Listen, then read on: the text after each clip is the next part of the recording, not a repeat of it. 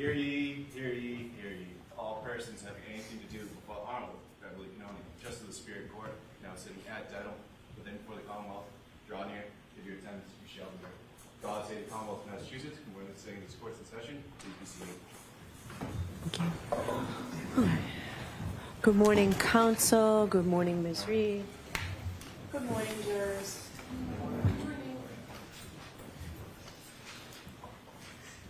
Happy Friday. I do have to ask you those 3 questions. Were you all able to follow my instructions and refrain from discussing this case with anyone since we left yesterday? Yes. Everyone said yes or nodded affirmatively. Were you also able to follow the instructions and refrain from doing any independent research or investigation into this case? Yes. Everyone said yes or nodded affirmatively. Did anyone happen to see, hear, or read anything about this case since we left yesterday? No. Everyone said no or shook their heads. Thank you. Could we bring Sergeant Bukhenik in, please? And Mr. Jackson, are you ready? I'm ready, Your Honor. Okay.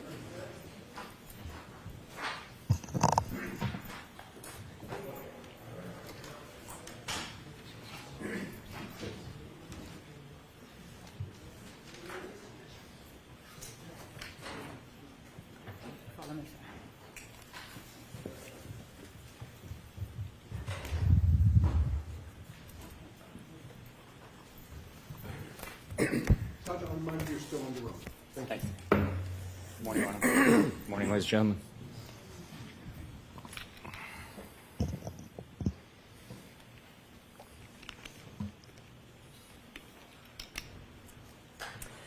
May I inquire, Your Honor? Yes. Thank you. Good morning, Sergeant. Good morning, sir. Yesterday, when we left off, we had been discussing one of the trips you made out to 34 Fairview, specifically on an occasion in which you met Chief Berkowitz. I want to ask you a couple of questions to follow up on those questions that I asked yesterday. Did Chief Berkowitz ever talk to you about his communications with Brian Albert and or Brian Higgins, either at that time or afterward? Objection.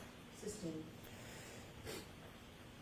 Did you learn that Chief Berkowitz had communicated one way or the other, without telling me anything that they said? Did you learn whether or not Chief Berkowitz had communicated with Brian Higgins? No. Did you learn that Chief Berkowitz...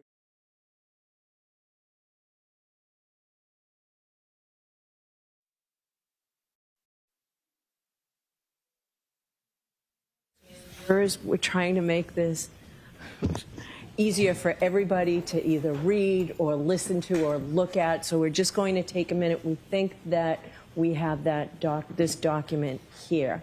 And also to make it a little bit easier for everybody, Sergeant Bukhenik, you do not have to describe the emojis. You don't have to say anything about what the pictures are, and you don't have to say the punctuation now that we'll be able to have it. But you are being asked to read which text is from whom. Maybe if we agree upon the color, you won't have to say that. Can there be an agreement with that, counsel? We can do that. I'll stipulate that the blue bubbles appear to be Mr. Higgins. And the gray bubbles appear to be Mr. Text response. Okay. That's agreed, Your Honor. All right. I appreciate that. So you can just read the screen or read what you have in front of you. Do you want me to start at the beginning or No. Let's just start where you ended, if you could, please. All right. Could we turn the lights down? Can you see it, Sergeant, with the lights off? Yes, Your Honor. Okay. Thank you.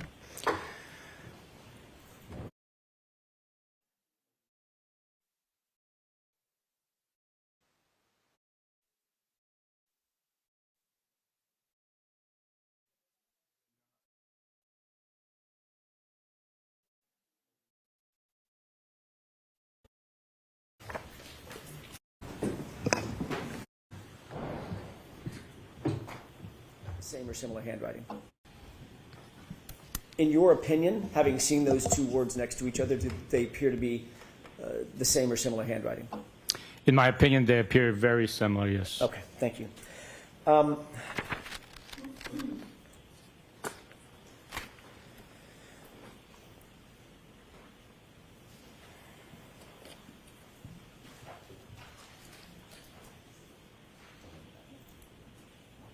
May I inquire with counsel for just a second? Sure.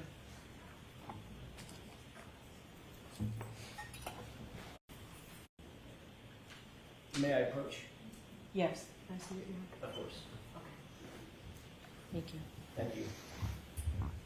Sergeant, could you just flip through that briefly and tell me if you generally recognize what that document Absolutely. is?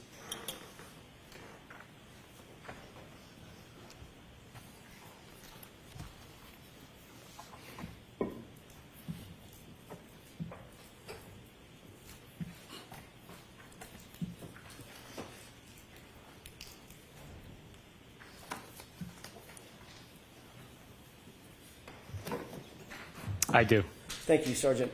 What is that document generally? Generally, it appears to be screen captures of text message conversation.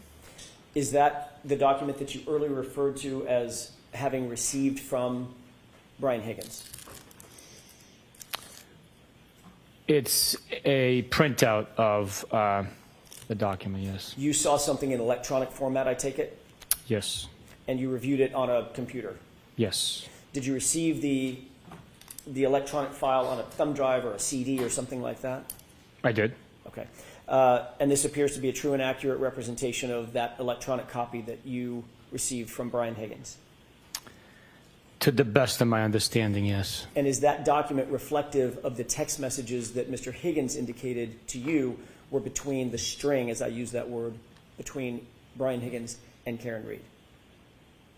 This is what was provided, to the best of my understanding, and now has been printed out. Okay. With the court's permission, I'd like to ask the witness to read the text messages that he was provided by Brian Higgins. So we're going to mark this For identification only.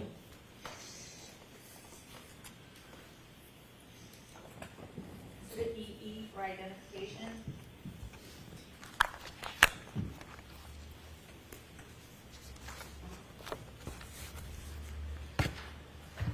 You're certainly not asking him to read this whole document.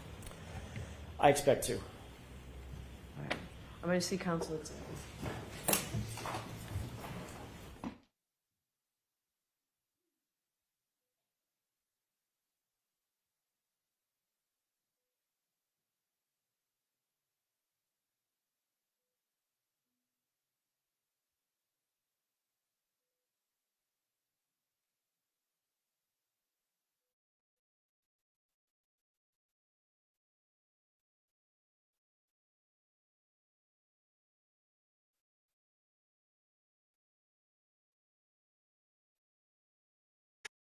That the person. All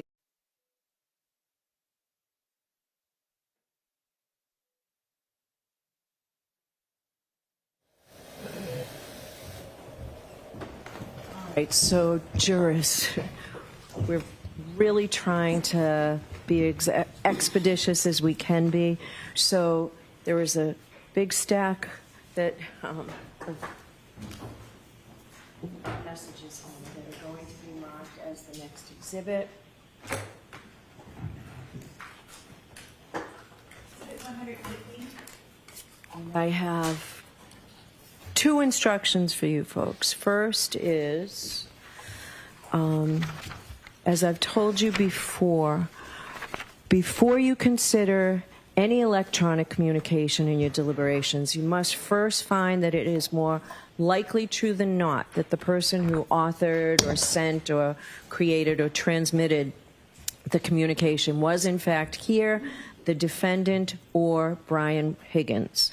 If you do not find that it is more likely true than not that Ms. Read was the person who authored or created or transmitted the electronic communication, or Brian Higgins was the person who authored or created or transmitted the communication, then you may not consider that electronic communication at all in deciding your case.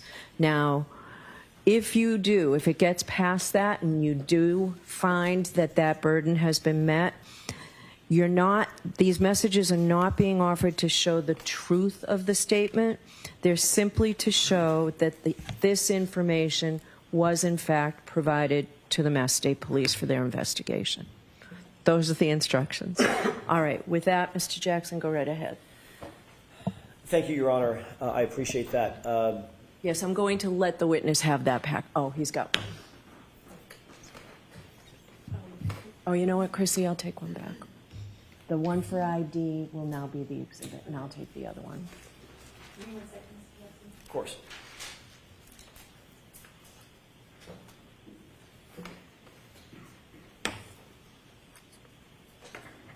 Thank you. Thank you. Thank you.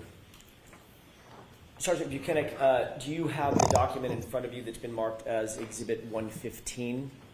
I do. If you could, starting at the beginning, do those purport to be text messages between Brian Higgins and Karen Read? Yes, they are. Does that printout accurately reflect what you received in electronic form from Brian Higgins during your interview? Yes. Okay. If you could start at the beginning and read the text string indicating the date of the text, if it's dated, who it's from, who it's to, and the content. Yes, sir. The text messages begin Wednesday, January 12th at 8:27 p.m. Incoming text message to Brian Higgins' phone from Karen Read. Hey, Brian, it's the weed whacker.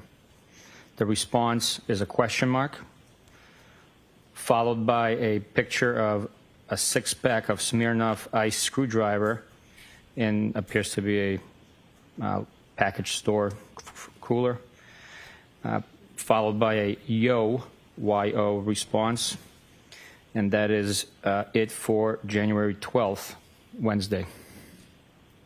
Do you want me to continue, sir? Yes. May I have just a moment, Your Honor?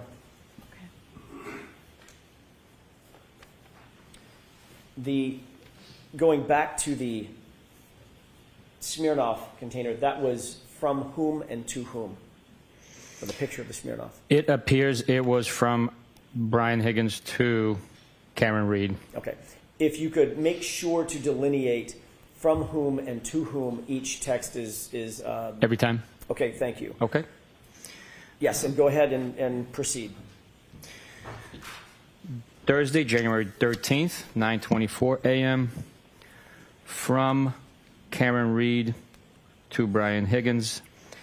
Did you try those Smirnoff? There is a ha-ha acknowledgement response to that text message by Brian Higgins. The next page, it's the same bubble, but continue on the next page. I will repeat. Did you try those Smirnoff screwdrivers? Question mark. I stopped at the Hilly for one last night. A Bitmoji showing teeth. That is sent from Karen Read to Brian Higgins. If you could, and I hate to ask this of you, but if you could tell us who it's from before the content. For instance, from Karen Read to Brian Higgins, content. That would just be a little easier, I think, Okay. in flow. The last one was from Karen Read. She stated, did you try those Smirnoff? And that she stopped by at the Hilly last night for one. From Brian Higgins to Karen Read, haha, followed by, same person. How did you get my digits? Question mark, question mark, question mark, question mark, question mark.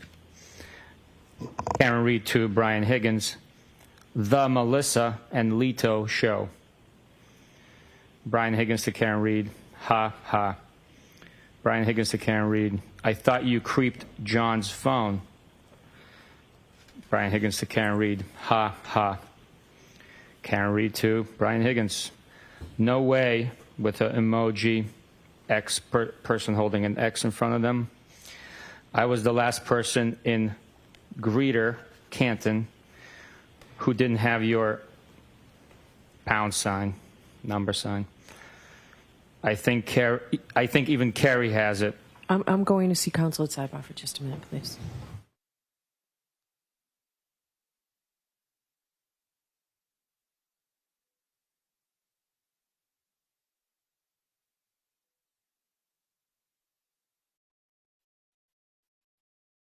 council. We can do. We have this document. We're trying to make this easier for everybody to either read or listen to or look at. So we're just going to take a minute. We think that we have this document here.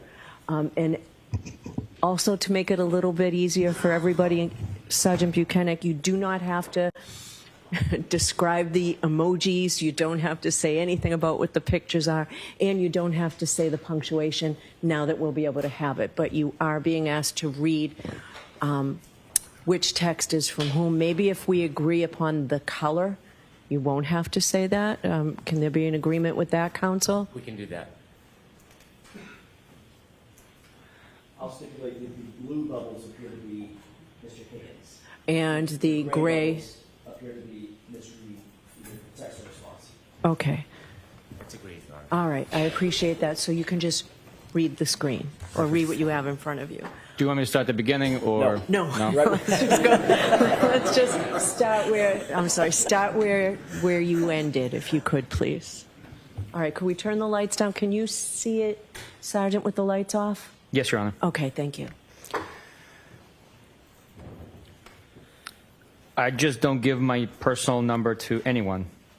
How would Carrie have my number? Melissa had it. I actually don't know if Carrie does. Just felt like everyone had it. Haha. I knew she did. Sorry you felt neglected. Haha. So no dice on the Smirnoff?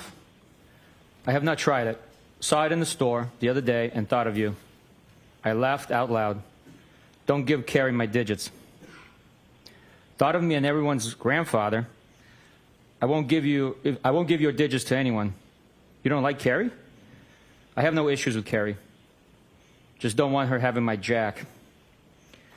Saving you as Karen, screwdriver, or weed whacker. Need to think about it a little. I'd prefer weed whacker. That's the think about nicknames. We were tossing around the idea of a short vacay with the current show. Wanted to see if you were game. You don't have a say? Vacation? Where? I know. They need to happen organically. I'm the queen of nicknames. Was just going to rent a beach house in Fort Laud. Something quick and easy. I'm queen of vacays too. Always a good time. I'm going to Nashville next month, 19th through the 21st, for a benefit. One of our guys got shot in the head. You guys should come.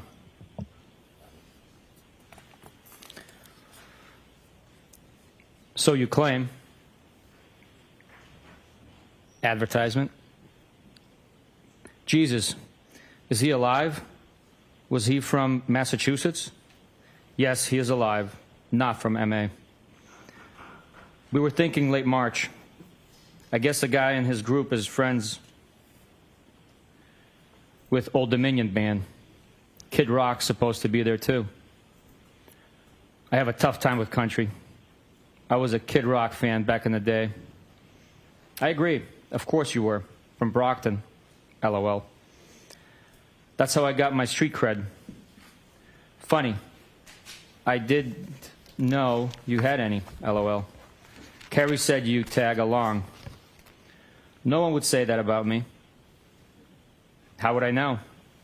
We all frequent the same watering hole.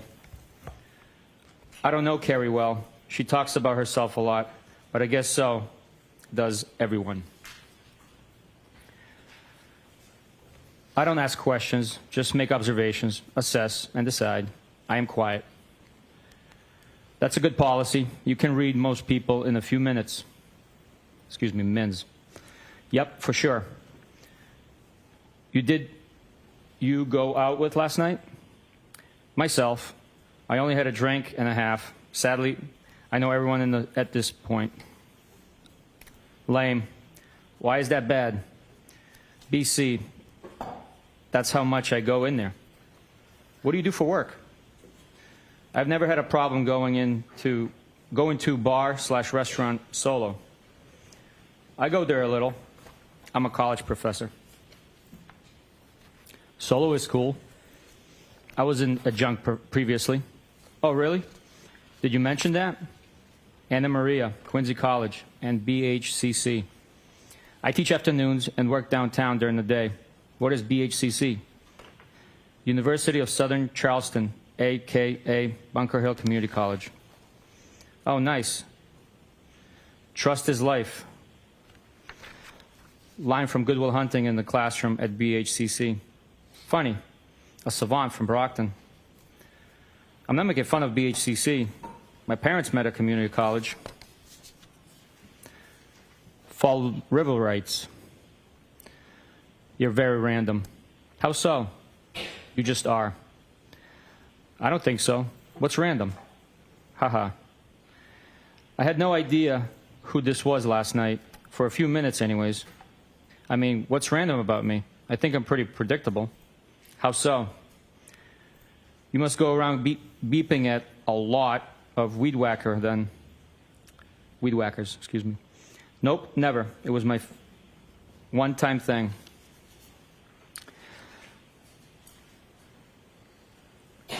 Sounds like I'm scattered and all over the place.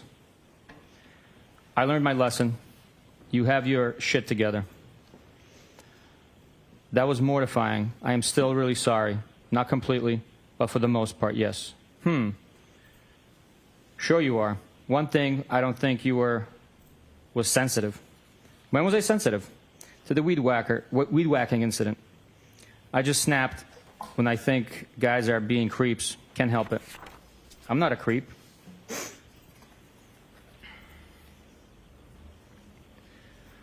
No, you're not a creep. Nope. You're kind of a loner, which I used to be. Not really. I have a ton of buddies, but I only let a handful of friends in that I am tight with. So you think you got me figured out? Circle of trust. Yeah, I said loner, not loser. I assume you know a lot of people? You never really can figure anyone out completely. Your dad died when you were young? He died in March of 2020. I am so not a loser. You won't figure me out, LOL. No one is a loser. I just didn't mean loner to imply friendless. I'm sorry, that's recent. It wasn't COVID, was it? Cancer. I know you date girls who don't lock the house behind them, and you arrive private and observant. I'm sorry. What kind? Lung, brain, kidney, and pelvis.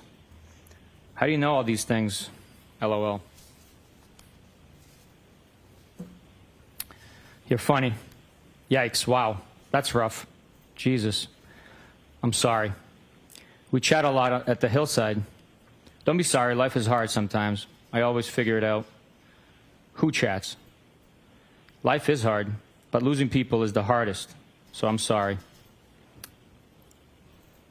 We chat. That all you got? We chat? Sure, you're from Brockton. Spit it out.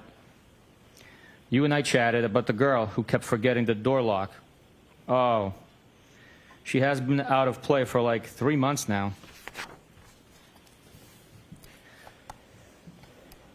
Out of rotation? Nah, just out of play. I am solo, no rotation. I am not a hoe.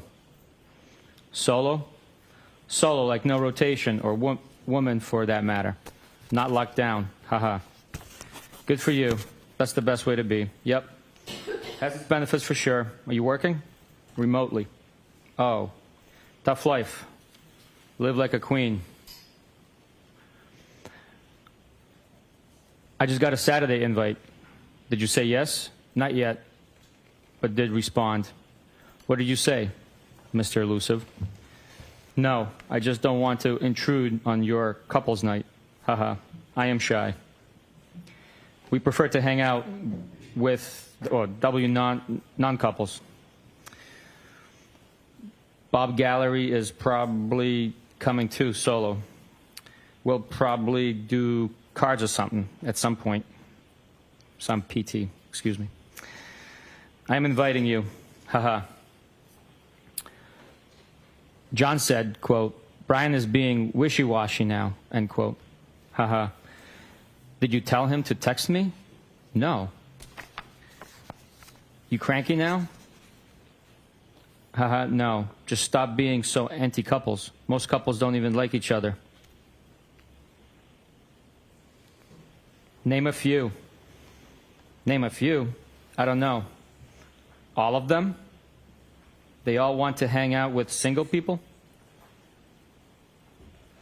I need a drink. I had a blueberry beer. I'm jealous. Hey, I'm trying to menu plan for Saturday, Mr. Elusive. Don't count on me. Boo. Haha. I am sure you will get over it. Just got my first drink. Where? Brick House. You tied one on last night? I was just thinking about you. Haha. Yes, 4:30 a.m. came early this morning. Eek, that's early. You out late with the Commodores? Solo? Yeah, but you're always lining up your after party. Nope, not me. Selective. I am not a hoe. Hey, no judgment. Haha, you make me laugh. I know, I'm funny. Haha. What's on your mind? Nada. Just about to start cooking. Okay. What's on yours? I'm going to a Hillside Regulars 60th tomorrow. This could be a new low for me. Who? Detective, if I could interrupt 1 second. When there is a date that's delineated, could you just state the date out loud so the jurors follow the date progression? Next, Starting with the next one. I'm saying the next text message date or Yes, sir. date within? Where the Yes, above or absolutely. below the bubbles. Yep. So this screen here is Friday, January 13th at 3:33 p.m. Thank you. I believe I stopped before Bob Clinton. Everybody can't stand him. I detest him. His breath smells like ass. OMG, always. His daughter and I have mutual friends. I actually don't mind him when he's socially distant. I think he's friendly. Why detest? Yeesh. Talks like an ass clown. Maybe I am being too hard. He just says crazy shit. Doesn't know his audience. Geez. Is he different from anyone else in there? Haha. His wife and daughter are cooler than he is. I like his wife. Never met the daughter. A nurse? Yes. Her fiancé is a firefighter. By coincidence with people I grew up with. Crazy. Sunday, January 16th, 12:59 a.m. You're nuts.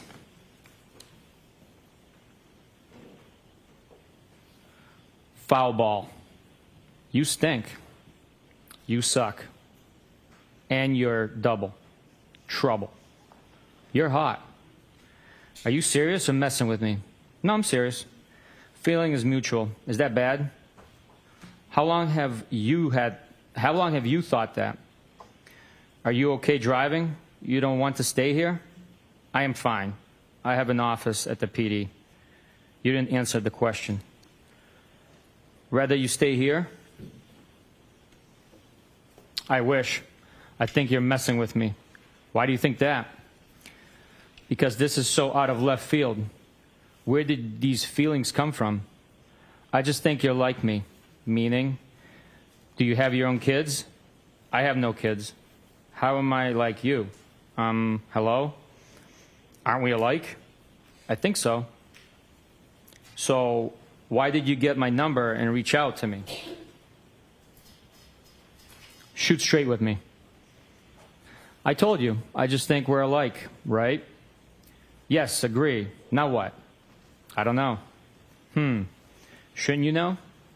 Do you like me? Yes, from jump. When was jump? First time I saw you. When was that? Hillside for sure.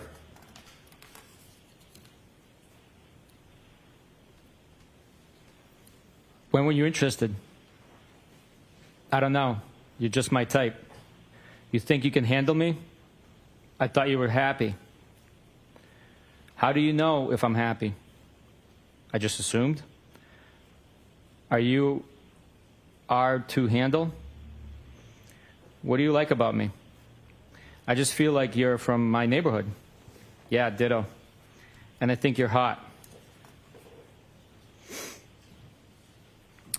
You really think that? I have always thought that about you. What? That you're hot, smart, witty. But I didn't think you were interested. Witty. Yeah, meaning quick with a response. Tell me why you got my number and reached out to me. Just thought we were the same, from the same neighborhood. Are you afraid to say what's in your mind? On? No. Didn't I? I am glad I stopped by. I should have come earlier. Do you really live in Mansfield? Yeah, I was basically begging you. You don't have to beg me. Beg. Huh? I will give you whatever you want. How are you texting right now? Ugh. Leaving me hanging. No. Kids? Kinda. How am I texting? Is everyone asleep? I'm just wide awake on my phone. Yes, they are. I should have stayed, LOL. So now what? Yes, you should have. That would have been distracting. So no what? Now. Now what? Ball's in your court. What do you want? Loaded question. What do you want? I asked you. Nope. You initiated this. Spit it out. Hey, we're single and we don't have kids. We can do whatever we want. Don't you have a boyfriend? Where are you? Canton. Where? My office at the PD. Why are you going to Mansfield? Where is that? Canton PD. I have a house there from before I reconnected with John. Oh, I feel like you're not really saying what's on your mind. Do you like me? Yes, clearly. Come over to my house. When? When works for you? Whoever, whenever. When works for you? I asked you first. I think you're messing with me. I'm glad you came over tonight. Me too. Ball's in your court. What do you want, Karen? You look great tonight. I don't know. What do you want? You always do. Yeesh, really? Why? I look great? You're full of it. I think you're hot. I always have thought that. Just have not revealed my thoughts. I'm hot for the hillside. Low comps. Knock it off. You're hot, period. Are you glad you walked me out? Yes. Are you? Def.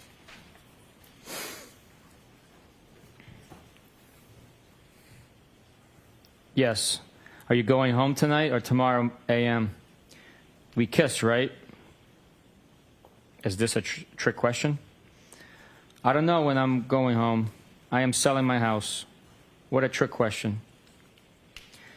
Are you moving to Canton? I am following your lead with this. I live here, but I have a property in Enfield. Why my lead? I don't want any responsibility. You started this, right? Why did you get my number and each out of me and each out to me? Still have not told me. Sorry, should I not have? I am fine with it. Just don't know why you can't answer. You're mad at me? OMG. No, not at all. You're being silly. I told you. I just think you're like me, and I am attracted to you. A lot. Feelings mutual. I just never saw this coming. Why? Because I just assumed you were happy with your situation. I was, but things have deteriorated. Why? How so? What did Melissa say when you asked for my number? It is very, very complicated. He and I dated when we were kids, and then his sister died, and everything got fucked up. He seemed very into you. I just told Melissa that I had your number, but lost it. That's cute. She wasn't suspicious? No, she's great. Does she know you like me? She's a sweetie. We just agreed that you're great.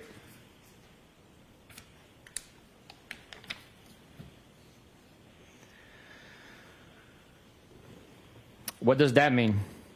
I was jealous that she had your number. Look, like you're either all in or you're out. Why would you be jealous? I am not attracted to her at all. I have always been attracted to you. Really? Yes. Since the first time I saw you, we would have fun. Where are you? I told you, Canton PD, my office. So are you selling your place and moving to Meadows? Yeah, but where is that? I have had all my shit here for a couple of years, and my house has been vacant, but I'd like to get closer to the water. Are you breaking up or staying together? I don't know. He hooked up with another girl on vacation. I am very close to his niece. It is a very fucked up situation. When was that? And how did you find out he hooked up? I don't want to complicate your situation. We went away for New Year's, the four of us. I put the kids to bed and found him in the lobby of our hotel, all over one of our friends. Whatever. It doesn't matter. It does matter.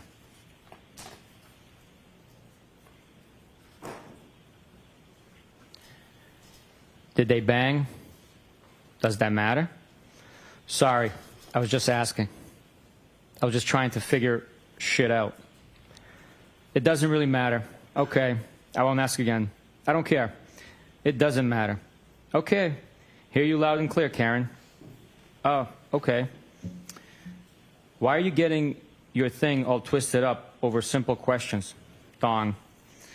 I am not, am I? You're kind of getting defensive. Not at all. What is the question? Do you feel guilty texting me? No. Okay. What do you want from me? Nothing. Do you want anything from me? I would hang out. Oh, gee, thanks. OMG. What am I supposed to say? You're being tough on me. None of us is married. True. So game.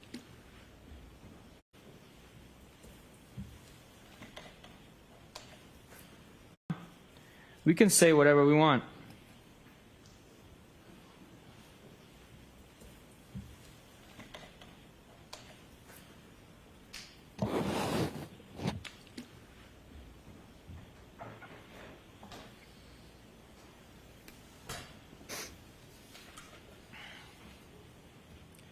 Game on? You send mixed messages. I wish I stayed. Okay, game on then. Kinda. Can you hang? Sure. I hope you toss and turn tonight. I always do. Why? Why'd you say that? I just do. Why? 'Cause you're fresh. No, I'm not. Okay. Do you always get what you want? Be sweet to me, please. I could be so sweet. I've been very sick. I had colon cancer and 10 surgeries in 18 months. I'm a wreck. I had no idea. Are you okay now? I never get what I want, just what I need. I am okay. What do you need? What need to be content? What can I do to make you happy? Haha, don't worry. I've always been very happy. You talk in riddles. Just tell me why you contacted me, huh? What's the big deal? I told you. Just think you're like me. What does that mean? Like you want to hang with me? You asked why I contacted you. Yes. Excuse me. Yeah, I did ask. We are attracted to each other, right? Reasonable question. Yes, 100%. Okay. We did kiss earlier. No? I think you initiated that. No? Yep. Do I owe you an apology? OMG. No. Why are you being sensitive? I am not. Kinda. No. Never. What do you want from me? What's on the table? What do you want ideally? The real deal. Sunday, January 16th, 7:37 a.m. Doesn't exist. Haha. Sunday, January 16th, 5:53 p.m. So you like Hennessy XO? Sunday, January 16th, 7:15 p.m. I am hurting so bad. Yeah, me too. The Currens went after it again at noon today. No way. This was about 2 hours before you came over.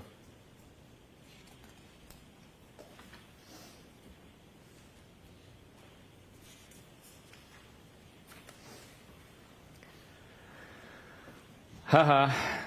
I am heading for drinks soon. Really? Yeah. Tuesday, January 18th, 5:09 p.m.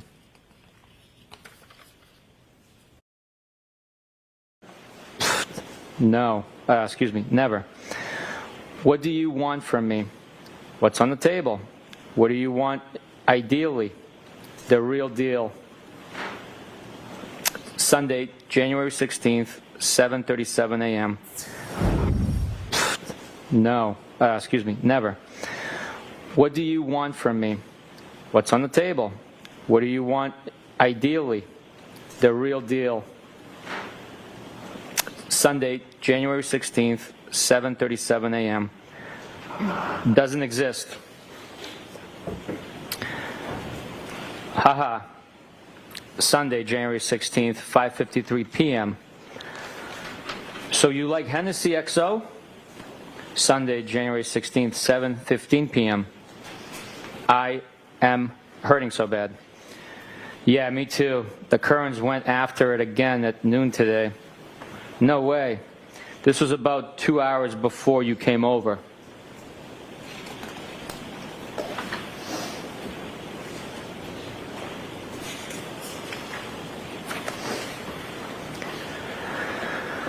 Haha. I am heading for drinks soon. Really? Yeah. Tuesday, January 18th, 5:09 p.m.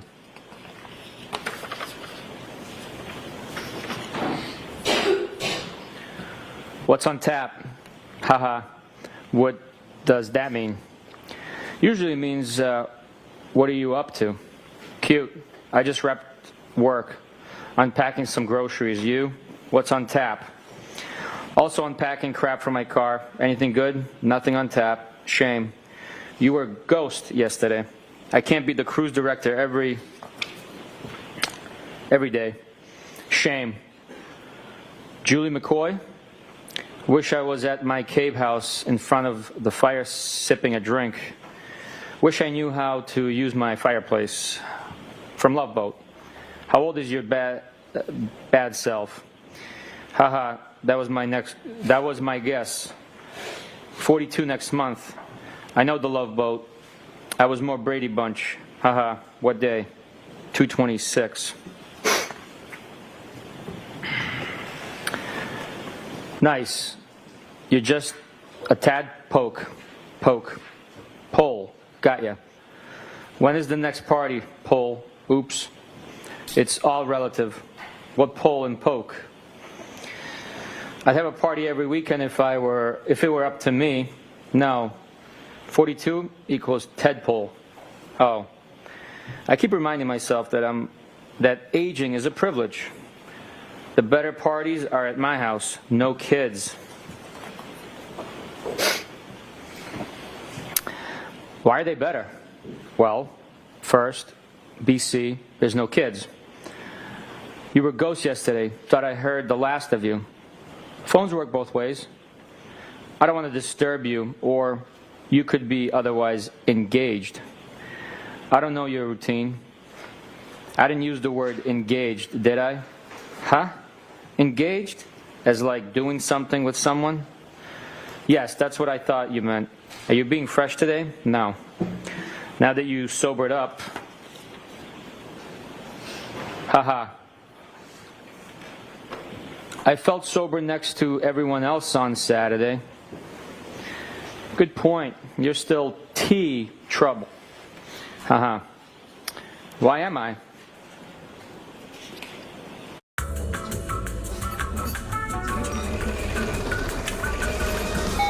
Stop dreaming. Get the wheel. Trouble. Haha. Why am I?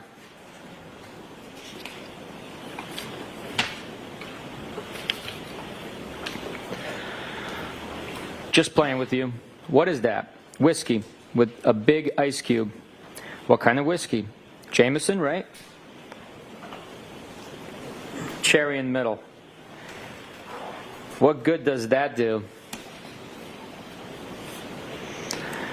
Are you in W Rocks? So good, yeah.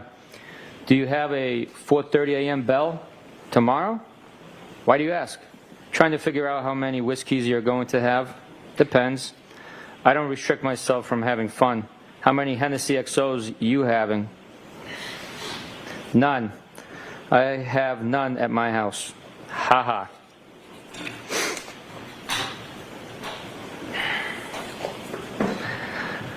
I am not really trouble. Want me to pick you up next time I go to the base? Usually cheaper and tax-free. Just a little based on your conduct. The base? Military base. I go through the Henny fast. I shop there a lot. I can as a veteran. My conduct? I'm not married. I'm the only one who does everything right. What kind of veteran? Where is the base? Dude, chillax. Teasing you. Are you serious? Veteran from Iraq. I can go to any base, but usually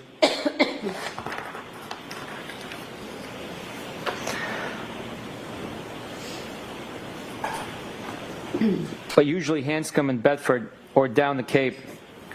Which base down the Cape? Which branch? Army. I'm not abnormally sensitive. Joint Base Cape Cod. I won't be so hard on you. Oh my God, you're not. You called me trouble. That makes me sound bad. I was just playing with you. You weren't, but that's okay. Stop being sensitive, please. I am not. Okay, so what's up? Did you figure out how many whiskeys? You mean tonight? Yes. Not sure. I am flexible and adaptable. Why are you so curious? Are you drinking? I haven't had a drink yet. Just want to see what you're up. Looking for an influencer. My day was long. Influenced? How? Are you in Canton or Mansfield tonight?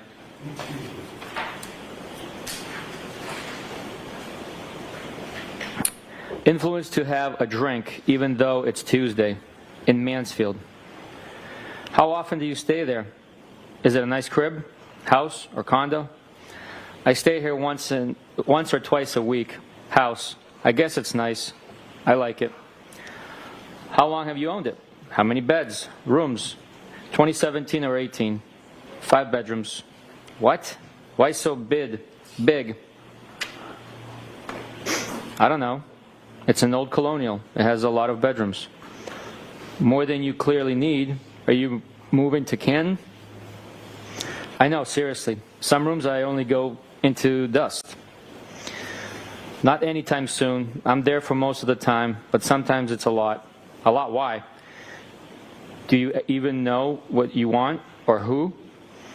Because I went from being solo to trying to give attention to kids who aren't mine. And I never wanted kids. I thought you were in this happy relationship. Kids who aren't mine. Or who? Because I went from being solo to trying to give attention to kids who aren't mine. And I never wanted kids. I thought you were in this happy relationship. Everyone is happy at Hillside. Oh, God. You avoid things. It's just a very, very complicated dynamic with the 4 of us. He isn't cut out for what he's doing, and the kids present constant issues. I think he believes he is doing the right thing. Well, of course he is, but his heart isn't in it. It's only because he was very, very close to his sister.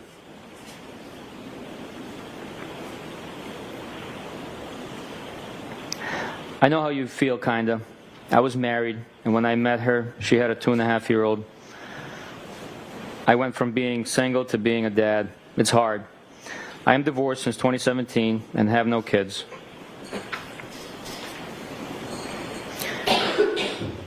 I try very hard, but they are very spoiled, and they're not my family. My parents keep telling me I'd feel different if they were mine, or my own sisters.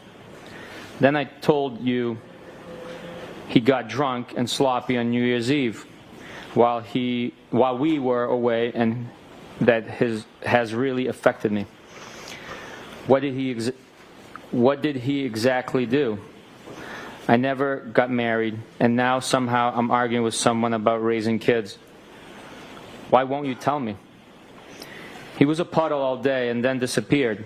Then I found him all over friend's sister in the lobby of our hotel, and she's gross, which I think may actually be worse. Not sure. I found him all over friend's sister in the lobby of our hotel, and she's gross, which I think may actually be worse. Not sure.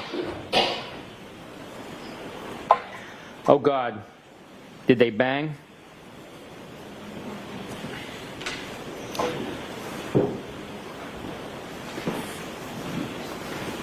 So I was the kids celebrating New Year's without him, which shouldn't be my role.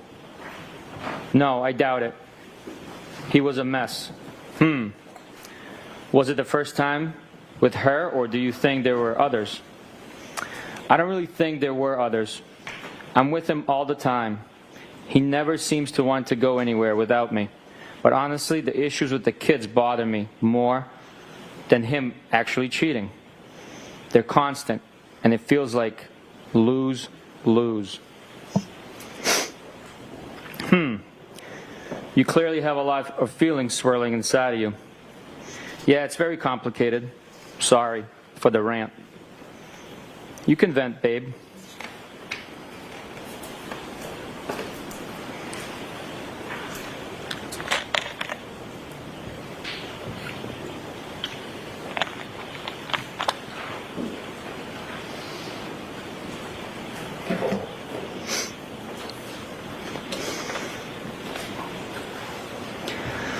Basically, I just feel like I spread myself too thin, and sometimes it's thankless. You probably felt that way, too. I did at times. It was one, not two, thankfully. Want to grab a drink? If you gave me some notice, I could have. You said you were adaptable. I am. But I have my work truck with me and not my personal. Do you get angry when you don't get your way? That sounds like an excuse. I rarely get my way. I don't make excuses. I don't make excuses. If I don't want to deal with someone, I tell them. Then I am a ghost. Why do you even want to hang with me? Don't we already hang out? I don't make excuses. Work truck, personal truck. What does that doesn't sound like a massive problem. I end up drinking with you at least once a week, I'd say. I can't use my work truck for transportation to go drink. You think so? What makes you so sure? Probably would be fun. I think I see you about once a week at a bar, no? Not lately, but yes. Okay. So you asked why I want to hang out. I'm just saying that I already hang out with you. Yeah, but we have never one-on-one. Does going to a friend's house qualify as transportation to drink? Yeah, because I can't just have one. Can't drive that banged up. Have none then. There's 5 bedrooms here. Does mine have a lock on the door? Haha, LOL. I don't even know. I think so. You probably have a spare key. I don't know if I ever shut and locked a door here. Funny. Trust me, I am tempted.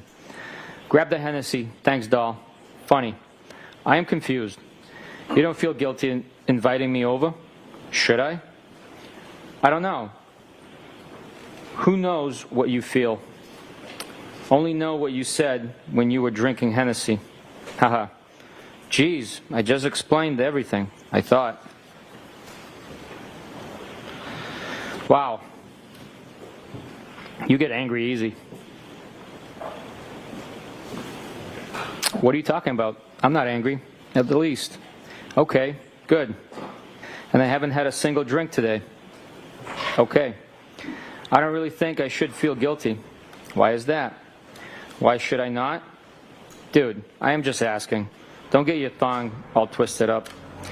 Yeah, I just don't know what the question was. You have no impact on my thong?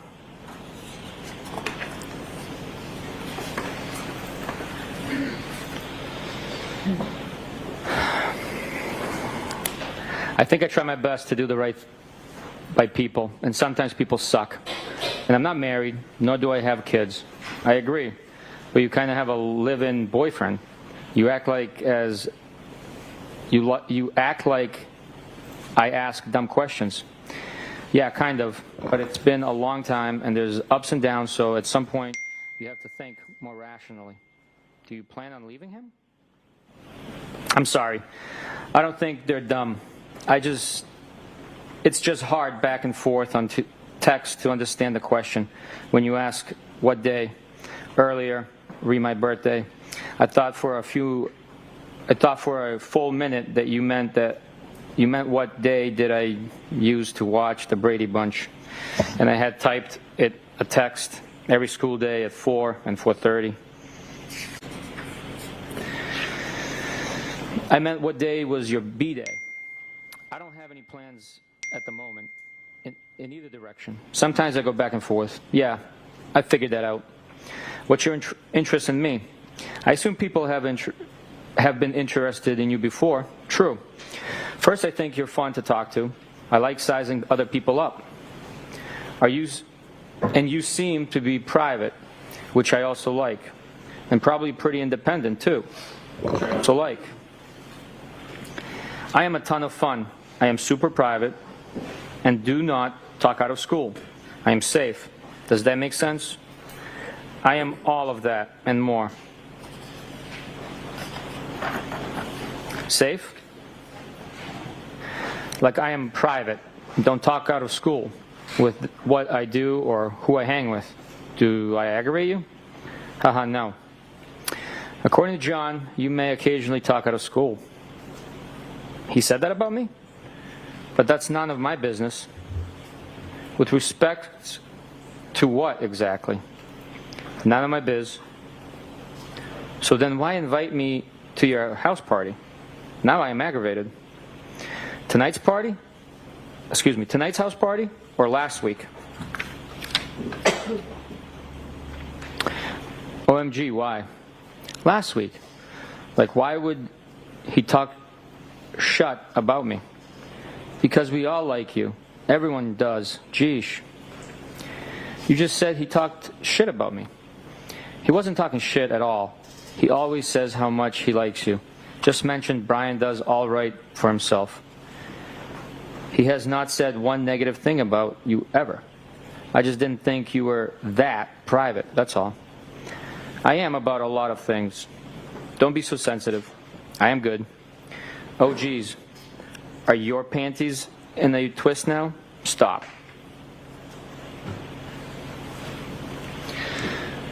Nah, my boxers are just fine. Okay. You're not going to run your work truck through the gears tonight? I thought you were tons of fun. No, I am not. As much as I would like to. Moving on to the next call. Huh? Will you stop? You sensitive again? I can't really follow your thought process. You keep kind of insulting me a little. I am still confused why you want to hang with me. It's also out of left field. No, I am not. Are you single?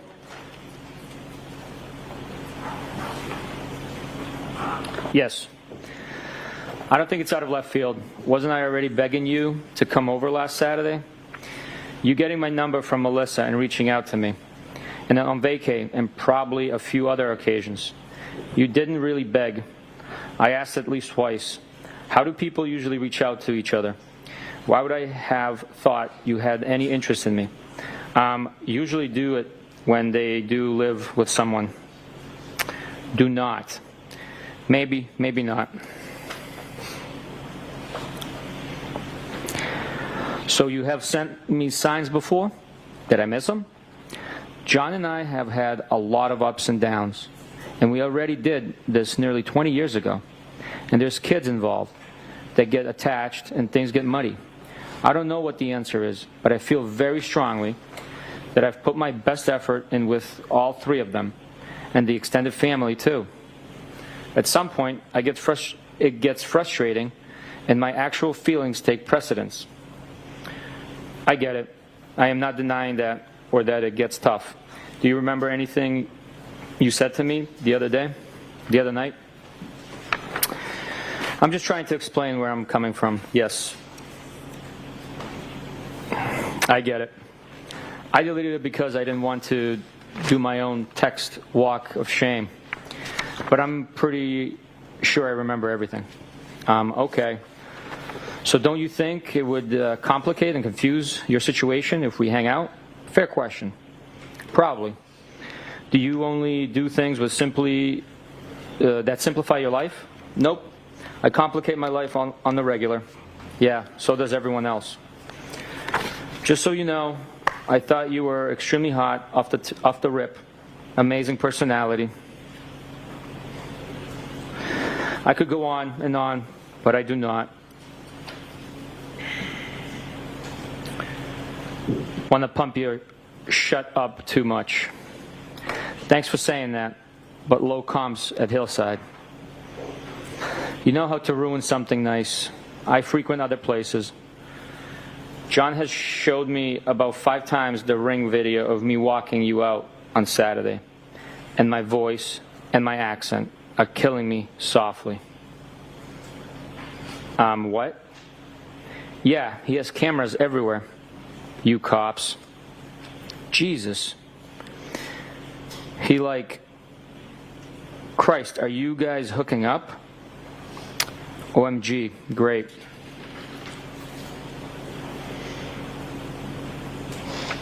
I don't need your drama, dude. No, it's fine. Seriously?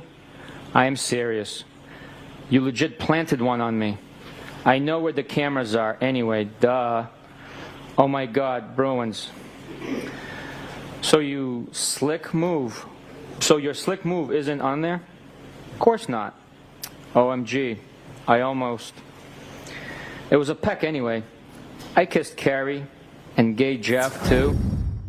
You legit planted one on me, Brian says. She was the instigator in every way. My opinion of these texts is that Karen was doing exactly what Yuri Bukhenik says. She was setting up John to get hurt by her cheating on him with Brian Higgins. She knew exactly where the cameras are anyway. Duh. Oh, it was a peck anyway. I kissed Carrie and Jay Geff too. He says, oh my God, I almost pukes. That's weak. But to me, this proves that, like he said, I don't need drama, dude. No, it's fine, Karen says. Seriously, Brian insists. I am serious. You hear the reed whacker outside? She was using Brian Higgins and trying to set him up as a patsy in this sick psychological warfare that she had against John.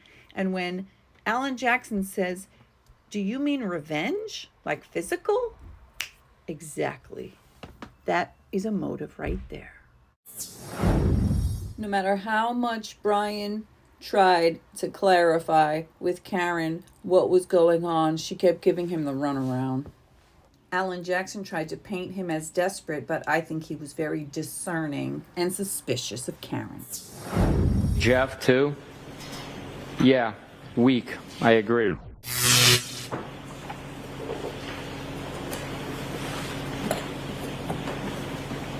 LOL, funny. So now he is jealous of me? No. I told you, he likes you a lot, which makes this worse. You said or did something at the bar last week, and he goes, I like Brian more and more. I think he is a good dude, too. Yeah, he is. Funny. What's your end game? What do you want from me? You will just confuse the shot out of yourself. Shit. Because I am a lot of fun.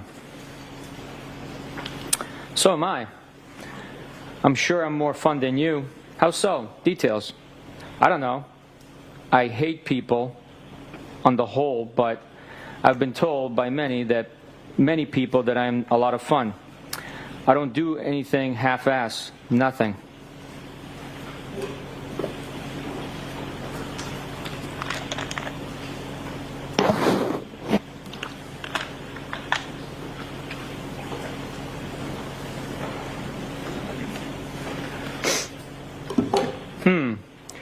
So what do you want from me?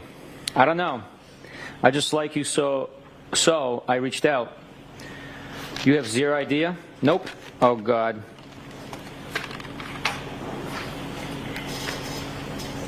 What now? Why, oh, God? Because I need some direction. Well, I'm not an FG oracle, sorry. That's actually funny. Do you eventually get what you want? I told you, rarely. So you're a quitter, a realist. So you reached out to me? A ballsy move. Now what? The things I worked the hardest for have meant the most. Does Melissa know you dig me? Ballsy? Not really. I already know you. True. But you have a man. I figured if you text with Melissa, you'd definitely text with me. She isn't trying to hang with me. Of course she is. Plus, I never really texted with her other than to see if they were headed out. I asked you over. Is what? You made excuses. That's fine. But I'm not asking again. She doesn't like me like that. I'm sure she does. What makes you so sure? BC, she said, I'd love to set Brian up with my sister. She deserves such a good guy like him. That doesn't mean she wants to. Bang me. Himself. And I think Lito is kind of a dink, so I'm sure Melissa likes you a wee bit. Herself. Yeah, he is interesting. Have you always had trouble accepting compliments? Yeesh. No. It at all. All yours came to me after a day of drinking. You were way more all over me that day. So what? Don't most compliments come that way? Like all over me with compliments and how you felt. It was 3:30 a.m.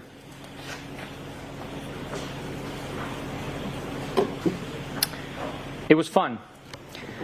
I've complimented you today, too. And kicked my nuts in. Oh my God, how? If I had more notice, I would have grabbed a drink somewhere.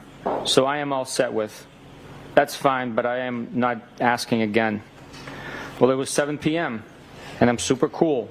So right now, asking again. This girl, LOL, they'll add. Kicked my nuts in. Oh my God, how? If I had more notice, I would have grabbed a drink somewhere. So I am all set with. That's fine, but I am not asking again. Well, it was 7 p.m., and I'm super cool. So right now, asking again. Excuse me. So right now, asking again. Coming to your house would have been bad for the both of us. For starters, you wouldn't have wanted me to leave. Now equals not. That sounds good. That's trouble. Why?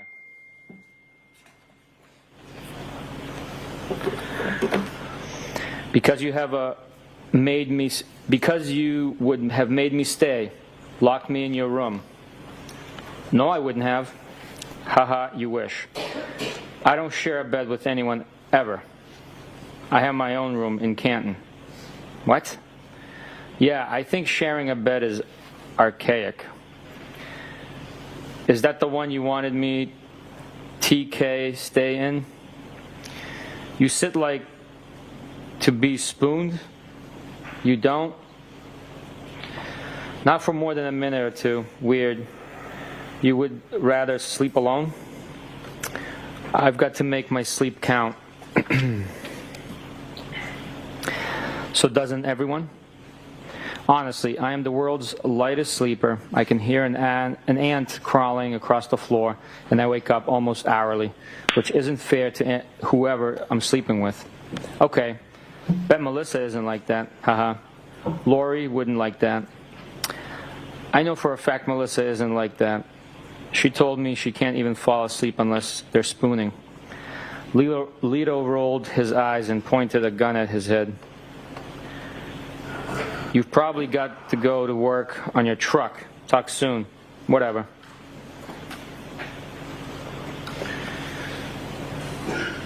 Lighten up, Francis. Let me know when you figured you're shut out. That's a tailor-made joke for an Army vet. No one else has it figured out. Why do I? Combat vet. I didn't say non-combat. I told Sat, I think you're hot, and since told you how cool I think you are. Maybe you're actually a jerk. What do you want me to say / do? I'm pretty sure you're seeing people too. I am not a jerk. Don't change the narrative to suit yourself. Own your words.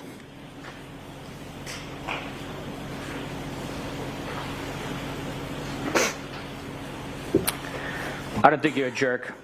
I don't have simple answers to your questions. It's actually simple. What do you want from me? It's actually simple. What do you want from me? What do you desire? To start, I would just like to hang out because I like to talk to you and hear what you have to say.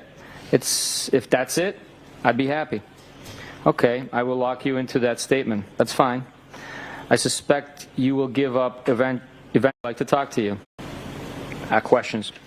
It's actually simple. What do you want from me? What do you desire? To start, I would just like to hang out because I like to talk to you and hear what you have to say. If that's it, I'd be happy. Okay, I will lock you into that statement. That's fine. I suspect you will give up eventually. Just so you know, I will still be your friend. Clearly, you're trying to give me a Heisman. No, not at all. Why would you say that? Because I've tried and I am failing. Tried what? Failing what? Hot and personality and what else? What's the I could go on and on part? You see, it feels like a Heisman, sugar-coated with a few compliments. That's okay. I asked you over on a seemingly uneventful Tuesday. Yeah, with 0 heads up. I have to get up at 4:30 a.m. Didn't hear from you yesterday at all, so I should have been a mind reader that you were going to extend an offer to your crib for a drink. If you want to give up, that's on you. You're being silly, for the record.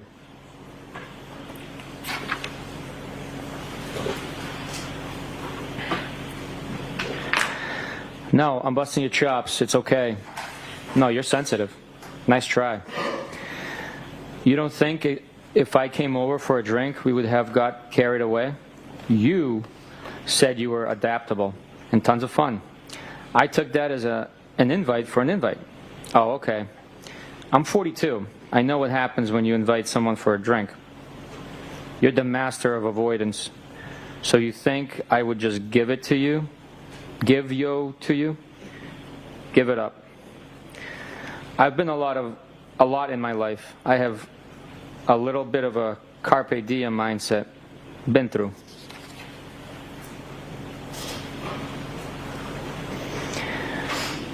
What am I avoiding? I'm not afraid to be direct. Some of my questions. Okay, which? Ask again. Nope. Tricks are not for kids. I'm pretty sure we would have hooked up. Okay, I can't say that. Of course you can.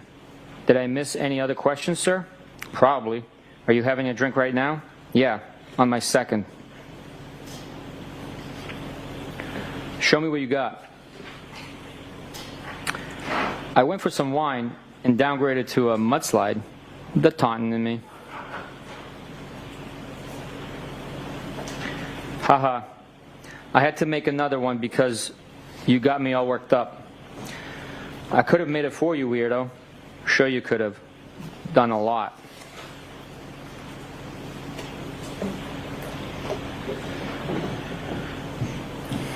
And you got yourself worked up, buddy? Yep, I am. What a crime? Excuse me. That a crime? Are you annoyed? Kinda. Why? Because you there, this offer on me last minute of through. I could have made 3-round tips by now. Excuse me. I apologize. You could have made 3-round trips by now. Oh, I bet. Crickets. 4-round trips. Bite me. Geez, that's fresh.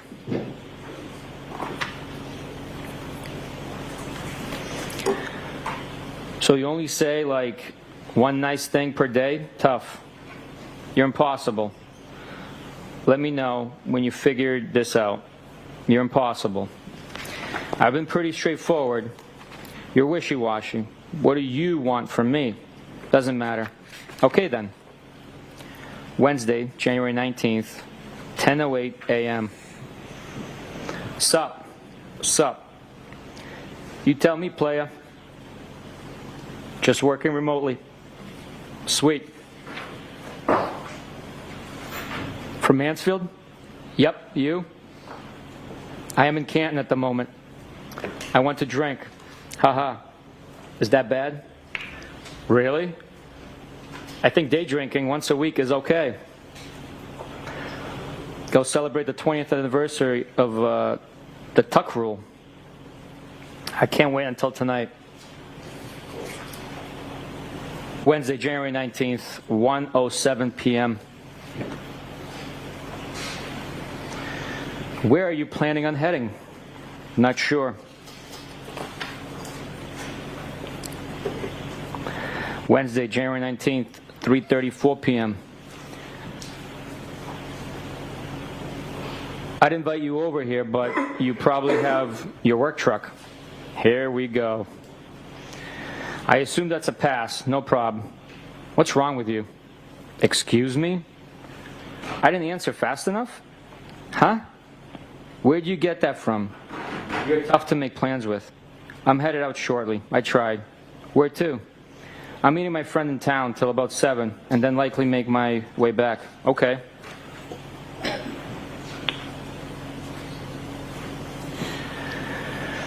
Where are you headed back to, Shady? I assume that means Shady. I'm meeting my gal pal, who's from Canton, back to Mansfield. Do I know her? Name? I don't think so. Julia Mellon. Lives on Sherman. I'm not trying to be difficult. I just don't want any drama for either of us. I don't either. Okay. Trust me, I am tempted. I don't think it's a big deal. What? You coming over to my place? Or you coming over mine? Okay. You clearly are getting aggravated with me and my lack of participation. No, I'm not aggravated at all. Okay, we're good. I will see you around. I knew this is how you would act. Whatever. You can get most any guy you want, so you're not losing any sleep over this.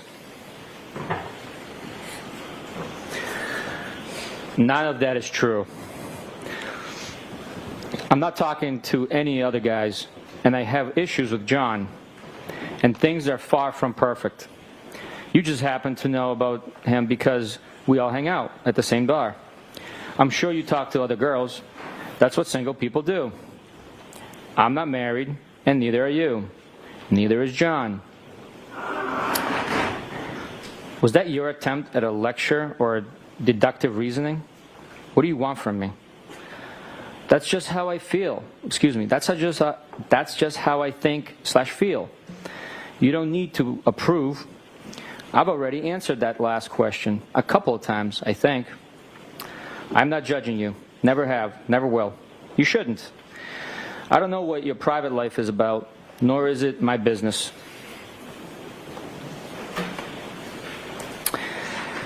You just happen to know what I see, that I see someone. I don't have kids, and I'm not married.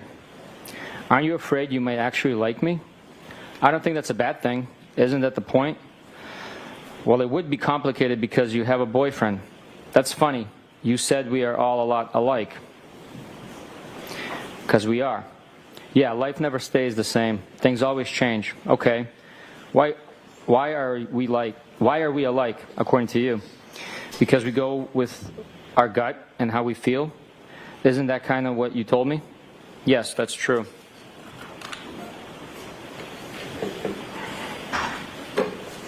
Have a good night. You're clearly irritated. Sorry to bother, young you. Either texting is bad or you're sensitive. I'm not irritated at all, I swear. I had been going out with someone for a few years when I reconnected with John. And John and I got on very well at the same time, so I broke it off the other guy. He was probably starting to see other people, if I was completely honest with myself. I don't feel bad about any of that. I think it was meant to work out that way. So what's your point? Are you legitimately interested? Unhappy in your relationship? Mad because you saw him all over another girl? Or a hybrid of all of it? My only PT is that there's a difference between being married or someone and dating someone. And we have no intention of ever getting married. The PT of dating is to not get tied down if you're not confident you should be. In my mind, anyways. The first two, but I don't care too much about the other girl. Okay, so he is cool with you dating other people? And I'm not happy per se, just realistic that there's cracks and it's far from perfect. I doubt it. If he is seeing someone else, I wouldn't want to know either way. He probably feels the same, and you probably feel that way about whoever you hook up with. I think that's normal. Okay.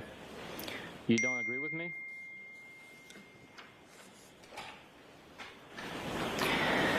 You make some valid points. No shit, Sherlock. Come on, I'm funny. Sit on that and spin. See? Now you have to go below the belt. Love it there. Do you wear belts? Only once in a while. Okay. When I go into the office. Okay. Rando. Haha.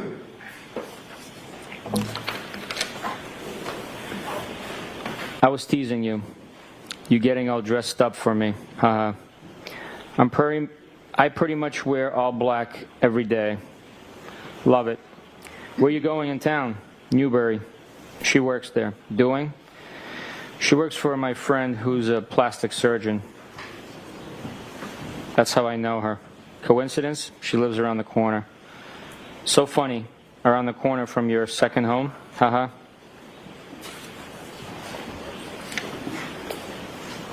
Oh, haha. I had to come downtown earlier, so told her I'd meet her for a drink. You there now? You would like my spot at the Cape. I have a great spot for dinner and drinks down there. Are you there tonight? I'm a beach worshiper.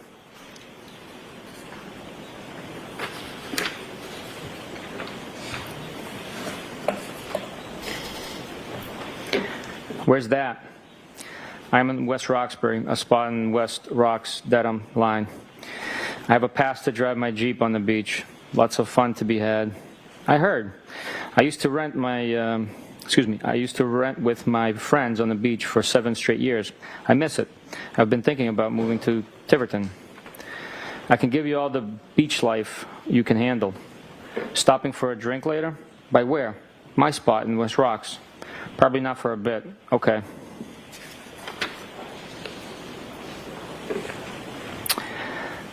At a bar? I wasn't suggesting anytime soon. I know you're with your friend. I meant my house. Probably after 8. Okay. If you don't want to, that's fine. No pressure. I will. A drink? What do you drink? Are you out now? Sorry. I'll drink whiskey if that's what you're having. Haha. Send me a pic of you two.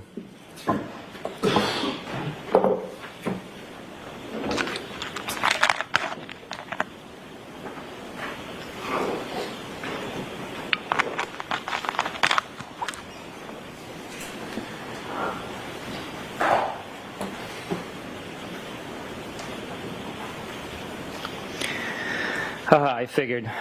My shot is tight. Shit. Sure you can handle this. Please. Bite me. Stop saying fresh things. Why? Excuse me, I'm sorry, Detective. There may have been a page that is missing in that document, or it's not comporting with the... Oh, you're right. I did accidentally turn the page. No problem. I apologize. I think starting at, I usually drink whatever the person with me is having. Yep. I usually drink whatever the person with me is having. Oh, okay. I don't take selfies either. I don't really even know how. Whatever. I wanted to see her smile. Ugh, I hate having my photo taken. Weak. Sorry. I am a very particular person. What's that mean? Okay, never mind. Go enjoy your friend. Go clean your house, will ya? My shit is spotless. Haha, I figured. My shot is tight. Shit. Sure you can handle this. Please. Bite me. Stop saying fresh things. Why? Are those statements tempting? Nope. Oh. Which statements? Perhaps you should drive directly to Mansfield. You said, bite me, like 3 times. Okay. 8:30ish is too late? For what? Drink. No, why? Are we not meeting up? You can stop over for a drink. Balls in your court. Are you gonna give me the address? Yeah. We don't have to meet up if you don't want to. But I'm leaving town now. I am up for a drink. Okay. Should I drive around? Should I drive around W. Roxbury? I assume it says yelling your name, question mark. It's cut off. Are you going to give me the address? Yeah. We don't have to meet up if you don't want to, but I'm leaving town now. All right, that repeats itself. I apologize. So, okay, should I drive around W. Roxbury yelling your name? Haha, no. Where are you now? Newbury. Do you really want to come over? Only if you want me to. Can you take charge? I thought we already settled this. Haha.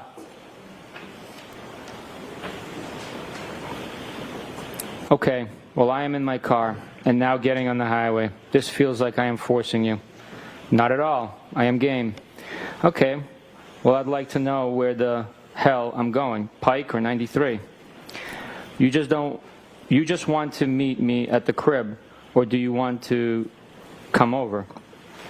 Pike, I would Daub say. You decide. I don't know either. Whatever you want.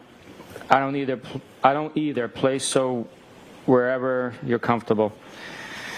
You know anyone in West Rocks? I don't think so. Ha ha ha. Then just stop by for a drink. Up to you. No pressure. Just give me an address. I hate texting while driving. Bryant Road. Text me when close. Okay. I will show you where to print. Park. That's W. Rocks? It's not coming up. Yeah. Then put Boston in. Bryant Drive, West Roxbury Township, New Jersey. Searching for a friend. And then add your phone contacts so you can search for their address on maps. It's a screenshot sent through. First one. What app do you use?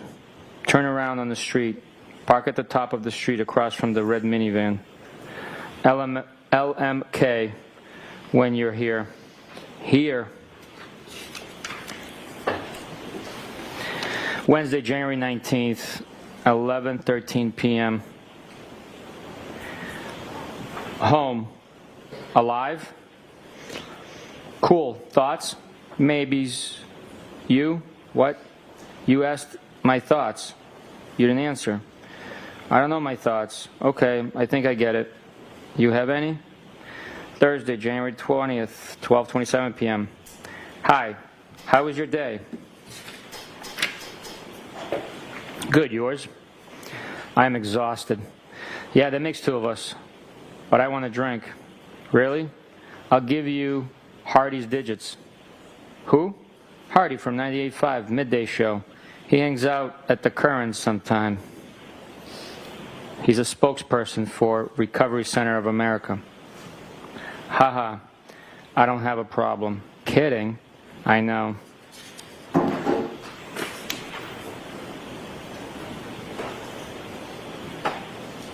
Good riddance. Haha, stranger, stranger. Hey, I was at Hilly all weekend. Have not heard from you. Haha, I apologize. Sunday, January 23rd, 9:40 p.m. Phone works. Thought you were all set. With talking? No. You sure? Friday, 11:32 p.m. Well. Saturday, 11:54 a.m. John died. All right. Lights, please.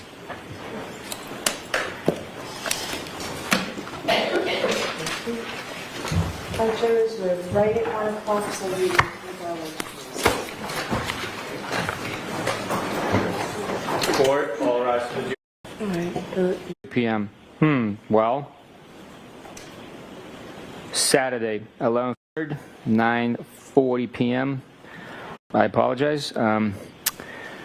Sunday, January 23rd, 9:40 p.m. Phone works. Thought you were all set. With talking? No. You sure? Friday, 11:32 p.m. Well. Saturday, 11:54 a.m. John died. All right. Lights, please.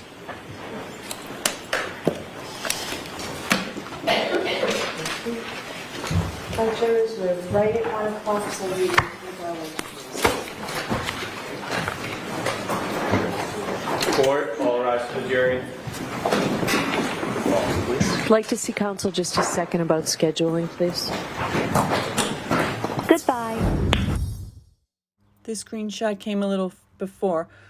Do you even know what you want or who? Brian asks Karen. Then Karen says, because I went from being solo to giving attention to kids who aren't even mine, and I never wanted kids.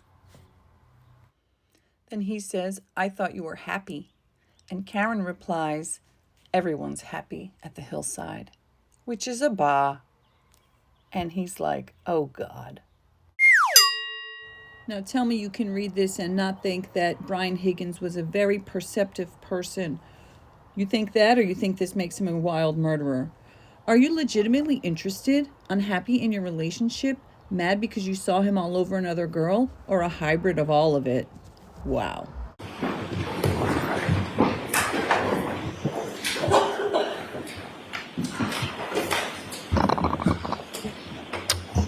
All right, Mr. Jackson, whenever you're ready. Thank you, Your Honor. Sergeant, you had an opportunity, obviously, you read them, so now you've familiarized yourself with that series of text messages that you received from Brian Higgins, correct? Yes.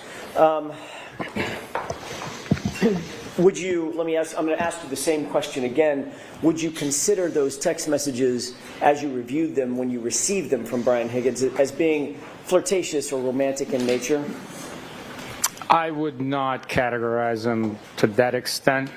Certain parts of it might be, but the total conversation, if you want my opinion, I can provide you with it. Was there some flirtation in the text messages that you noted? There are terms that I used. You're hot, witty, stuff like that. You know, talking about banging and hooking up. What word would you use to describe them if not flirtatious? The totality of the conversation? Sure. Let's start there. My opinion is that it's a angry girlfriend trying to set up a hookup to her John. To her jump? To her John. To her John. Yeah. Would you consider the responses from Brian Higgins to be flirtatious in nature? There are conversation parts that are enticing, maybe a little of advances, but the totality of, you know, to put a label on the whole thing, my opinion is that she's trying to get revenge. Get revenge Yes, get revenge. on John Yeah. for what happened on New Year's Eve. Yes. Okay. When you say revenge, you don't mean physical revenge. Well, emotional revenge. She's trying to hook up with Higgins and then hurt John by cheating on him. And in fact, you did note that John O'Keefe was not privy to these text messages, right? Objection. I'll allow that. Do you know that? I do not, Your Honor, no. He's not on these texts, is he? I don't know if their accounts are synced at this point. I don't know if he's seen them. I don't know.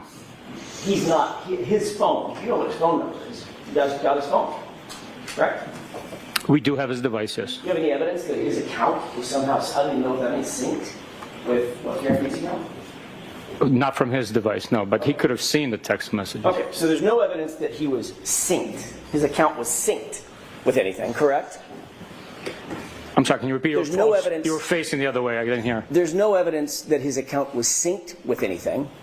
Not his device that we have, no. And you don't have, as you sit here, you don't have any evidence whatsoever that he saw any of these text messages, correct? We don't have that, but I do not know. Okay. So as you sit here, my question is very simple. Do you have evidence, affirmative evidence, that John O'Keefe ever saw these text messages? I do not have evidence that he saw them, Okay. no. So would you agree that the text messages show a romantic interest, for whatever motivation, a romantic interest from Brian Higgins toward Ms. Read? You have to ask that differently. In your mind, as you read the text messages, did you determine in your head that there was a romantic interest by Brian Higgins toward Karen Read? In my mind, I saw the text messages for what they were, initiated by Karen Read, and began a text message conversation with Brian Higgins. And Brian Higgins was responsive to those text messages, correct? They did communicate back and forth. He was responsive to the overtures that Ms. Read made toward him, correct? Suggestions. Let's get together for a drink, come over to my house, I'll come over to your house, things of that nature. Those went back and forth between the two, correct? Yes, they went back and forth. Yes. And did you determine that there was an interest by Brian Higgins in Karen Read? I read that he repeatedly asked her what's her plan, what's her goal, what's her interest, what's her intent. Did that show you an interest on his part, in her? I think at one point he said he was confused, I believe, if I'm not mistaken, or what's the term he used? He was unsure what she wanted. He called her hot. He did, yes. He called her witty. Right from the rip, yes. He said he wanted to spend time with her. Spend time, yes, yeah. He was interested in going over to her house. Yes. He was interested in her possibly coming over to his house. Yes. He told her that he thought she was hot his words, from the jump, correct? From the jump, yep. What did that, how did you interpret that? From the jump, I would interpret it as right from the beginning, maybe the first time they saw each other, laid eyes on each other. I mean, As a matter of fact, he basically said that, didn't he, in the text message? From the first time I saw you, I thought you were hot. yes. Okay. He constantly was using phrases, to use your words, phrases interested in knowing how she felt about him, correct? Objection. Sustained. To ask it differently, Mr. Jones. Did you interpret any of his text messages as Brian Higgins being interested in knowing how she felt, what she was thinking about him? Objection. Ask it again. When you first saw these text messages and you reviewed them, did you interpret those text messages in your mind? That's what I'm interested in your mind, as Brian Higgins being interested in knowing how Karen Read felt about him. I believe his statement indicates that he was interested in seeing what her interest was, what her intention were, and questioning the fact that she's dating live-in boyfriend with his buddy.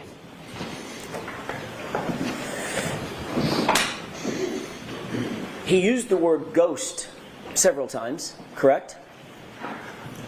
I do recall reading the word ghost. How did you interpret that word? Objection.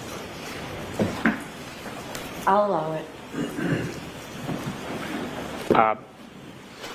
I interpreted ghost in the common slang terminology as to abandon conversation, stop communicating.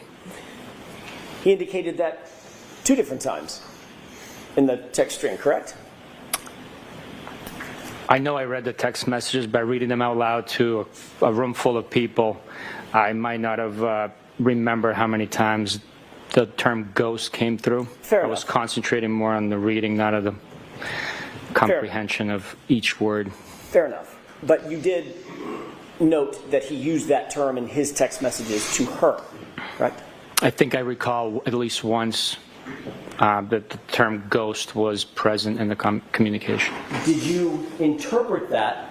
I'm looking for what was in your mind. Did you interpret that, the use of that word by Brian Higgins, as showing some level of frustration at her abandonment of the conversation? No, I did not. No. Not at all? No.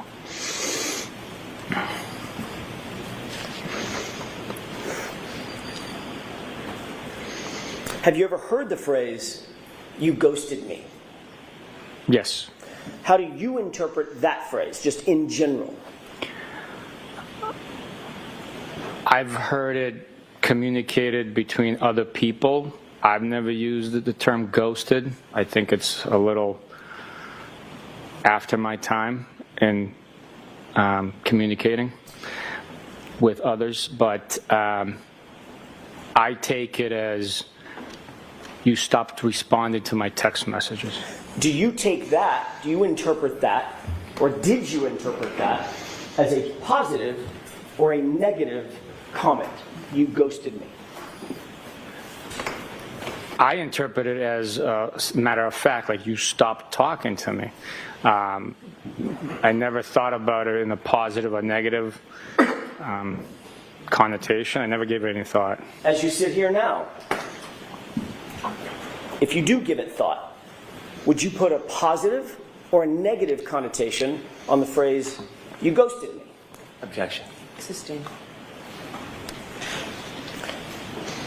You're aware that, based on the text messages that we just saw, there was a series of text messages that went back and forth starting in mid-January and basically ending around January 23rd, correct? This chain of text messages began in January 12th and ended January 29th. Right. I'm going to get to the 29th. But the back and forth ended on January 23rd, did it not? I don't recall as specifically. I can leaf through it and tell you what it is. I know I read the dates out loud, and again, I was concentrating on reading. Do you have the document in front of you? I do. Could you turn to the last page? Yes, sir. I believe it's the last page. It may be the second to the last page or something.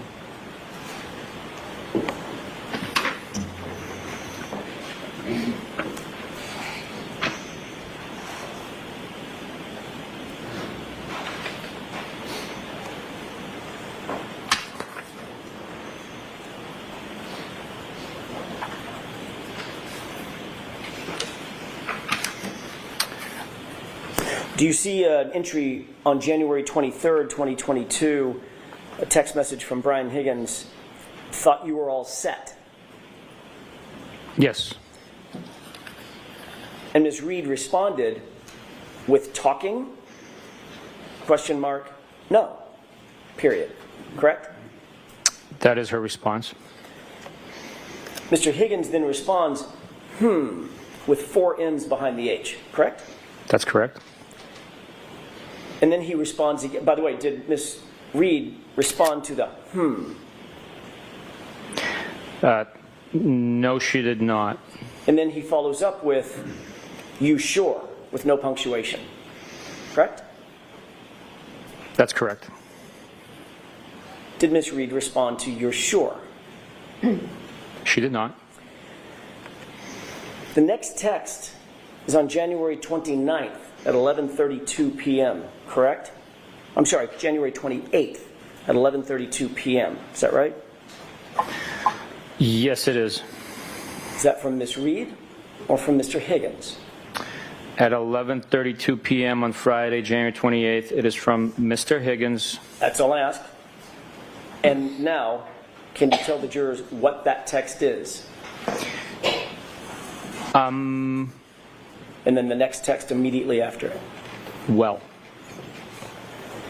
So between January 23rd and January 28th, would you describe Ms. Reed's side of the conversation as having ghosted Mr. Higgins? no, she initiates the conversation. You had me read the second text message in the chain. Between January 23rd, when that last text message was sent by Brian Higgins, until January 28th at 11:32, would you describe that as Ms. Reed having ghosted Mr. Higgins for those 5 days? Strictly looking at the text message communications and not knowing whether they... Correct. I'm not asking you to speculate. I know there's other stuff you want to say. I'm asking you just to read, just to answer the question I've asked.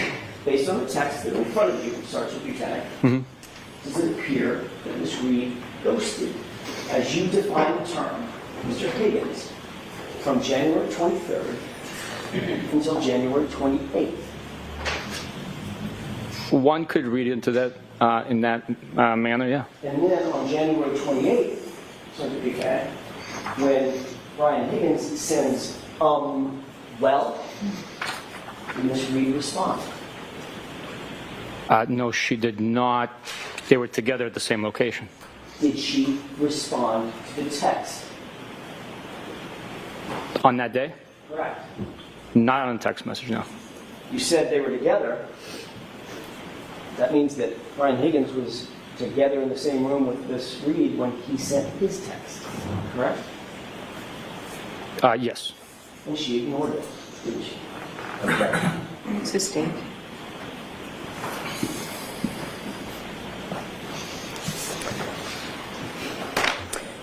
You also received from Mr. Higgins certain text messages between him, Mr. Higgins, and John O'Keefe himself, correct?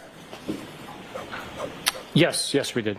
And one of those text messages, one of the last text messages that they exchanged was, as a matter of fact, the last text message that was exchanged was Brian Higgins at 12:20 a.m. on January 29th, 2022, texting Mr. O'Keefe, "You coming here?" with 3 question marks, correct? I would have to take a look at the document. I don't have a memory of it specifically. I know I reviewed it, but I don't have a memory of the time and content.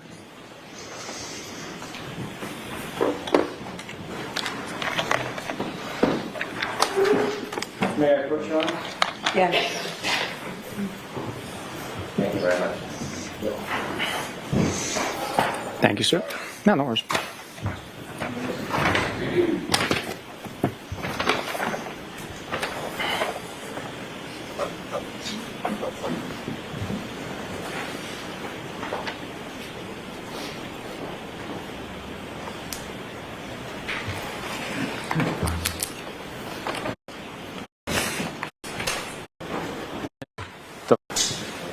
This extraction, I cannot.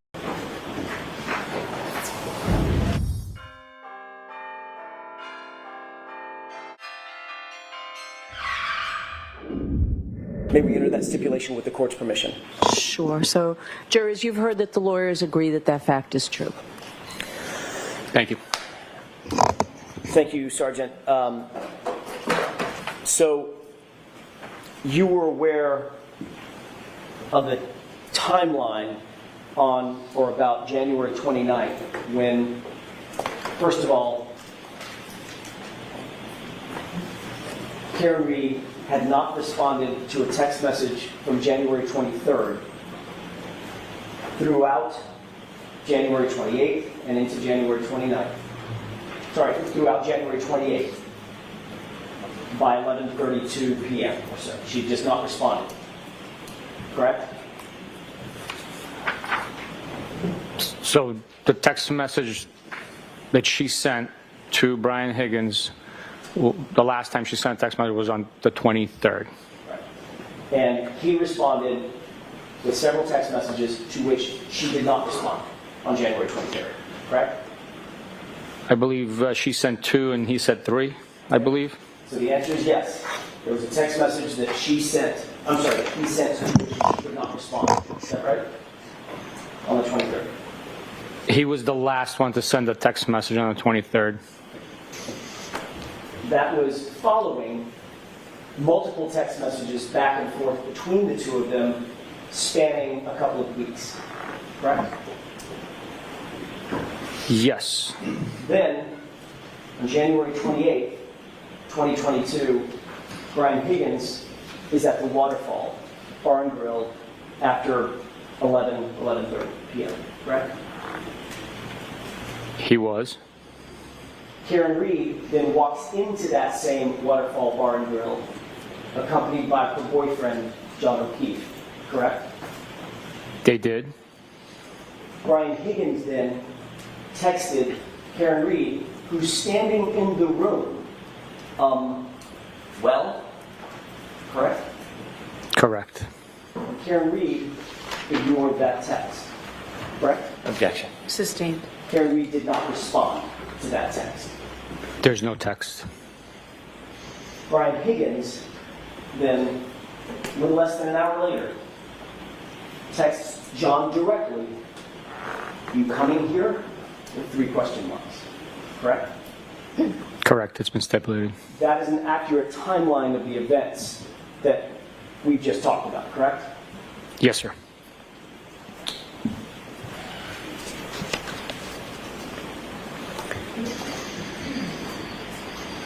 You're also aware of a call. Your investigation revealed a call between Brian Higgins and Brian Albert at 2:22 a.m. on the 29th, correct? Objection. Sustained. Did your investigation reveal a call between between Brian Higgins and Brian Albert at 2:22 a.m.? Objection. Sustained. May we approach, Your Honor? Okay.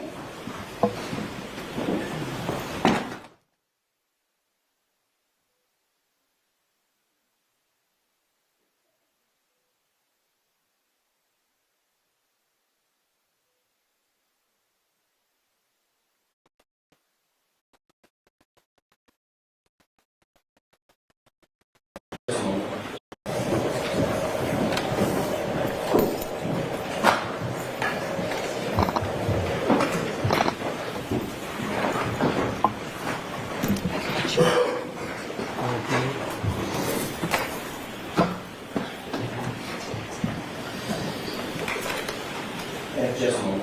Sure.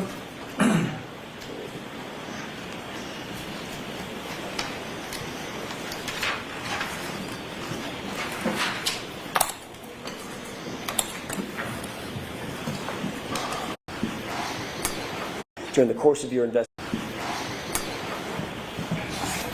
Sergeant Bukhenik, did you become aware during the course of your investigation, then I'll narrow the time frame, during the course of your investigation, that there were calls between Brian Higgins and Brian Albert at approximately 2:22 a.m. on the 29th? During the course of my investigation, I was not aware of that. If you have a document that I can see, I can tell you if I've ever seen it before. Did you seek to secure Brian Albert's cell phone to determine what calls he did and didn't make on No. January 29th or January 28th? No, we did not. Okay. Would, in your experience, would a phone extraction, a cell phone extraction of Brian Albert's phone, have revealed calls made and received in the time frame that we're talking about, the 28th and the 29th of January 2022? If a phone is extracted, the records of phone calls being made and received would show those records. You did receive information from Brian Higgins' phone, specifically the texts that he claimed he pulled off of his phone and gave to you, correct? We received the text messages that I read today that Brian Higgins provided from his phone. Did you seek to secure his actual phone for a forensic download or forensic mirror image to get the actual calls made and received or text messages made and received from his phone? No, we did not.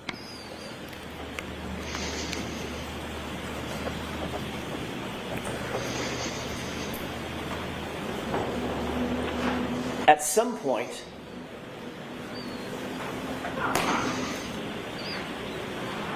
this is just yes or no, at some point, did you become aware of a call between Brian Higgins and Brian Albert at 2:22 a.m. on the morning of the 29th? Just yes or no? No. As you sit here today, this is new information to you. Let me rephrase that. This is unknown information to you. You do not have any information about that? Objection. Sustain. We need a time frame, Mr. Jackson. I realize that, Judge. That's why I'm asking it this way. As you sit here, are you aware of a phone call between Brian Albert and Brian Higgins at 2:22 a.m. on January 29th, 2022? Look, you just shared that with me. I have no memory or record of seeing that it actually took place. I do not know. Okay, so you've never heard that before. That was what I was getting to. You've never heard that before. No. Okay.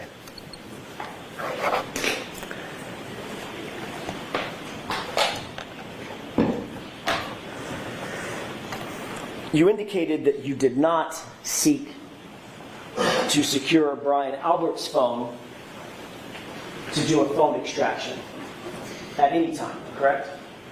We did not try to get Brian Albert's phone for any reason whatsoever. Did you become aware during the course of your investigation that Brian Albert destroyed his phone? I'd like to be seen. Objection. No, jurors, disregard that question. Over to sidebar, please.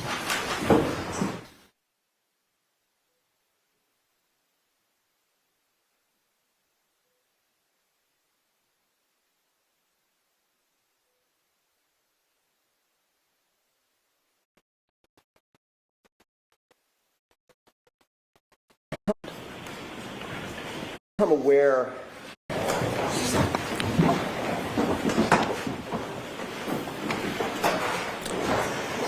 May I inquire? Yes. Thank you. Did you become aware of a call that was made by Brian Higgins at 1:35 a.m. while at Canton Police Department? I am not aware of that, no. So you did nothing in terms of investigating any phone call that Brian Higgins did or didn't make while at Canton PD on the night or the early morning hours of January 29th, 2022? We never sought to get Brian Higgins' phone. He was not looked at as a individual that we would need to get his information for any reason. at that point. Even after you received and read all of those text messages between him and Karen Read. Correct. And even after you became aware of the timeline that we just walked through, starting on January 23rd, going all the way into January 28th and into January 29th. You did nothing to investigate that. We had the information that we had. We did not need to get his phone. And the information that you had came from Brian Higgins himself, not from a forensic extraction, correct? The extraction that Brian Higgins provided was a forensics extraction of his communications with Mr. O'Keefe and Karen Read. We had Mr. O'Keefe's phone and we had Karen Read's phone, so we can verify and confirm that those text message communications were accurate, unredacted, not deleted, and were true representation of what their communications consisted of. And that was a representation made by whom? The totality of it. That was a representation made by whom? A person made that representation to you that it was fair and accurate. Who made that representation? It wasn't a person, it was the extractions between the three devices. Well, an extraction that you were handed on a device by someone, correct?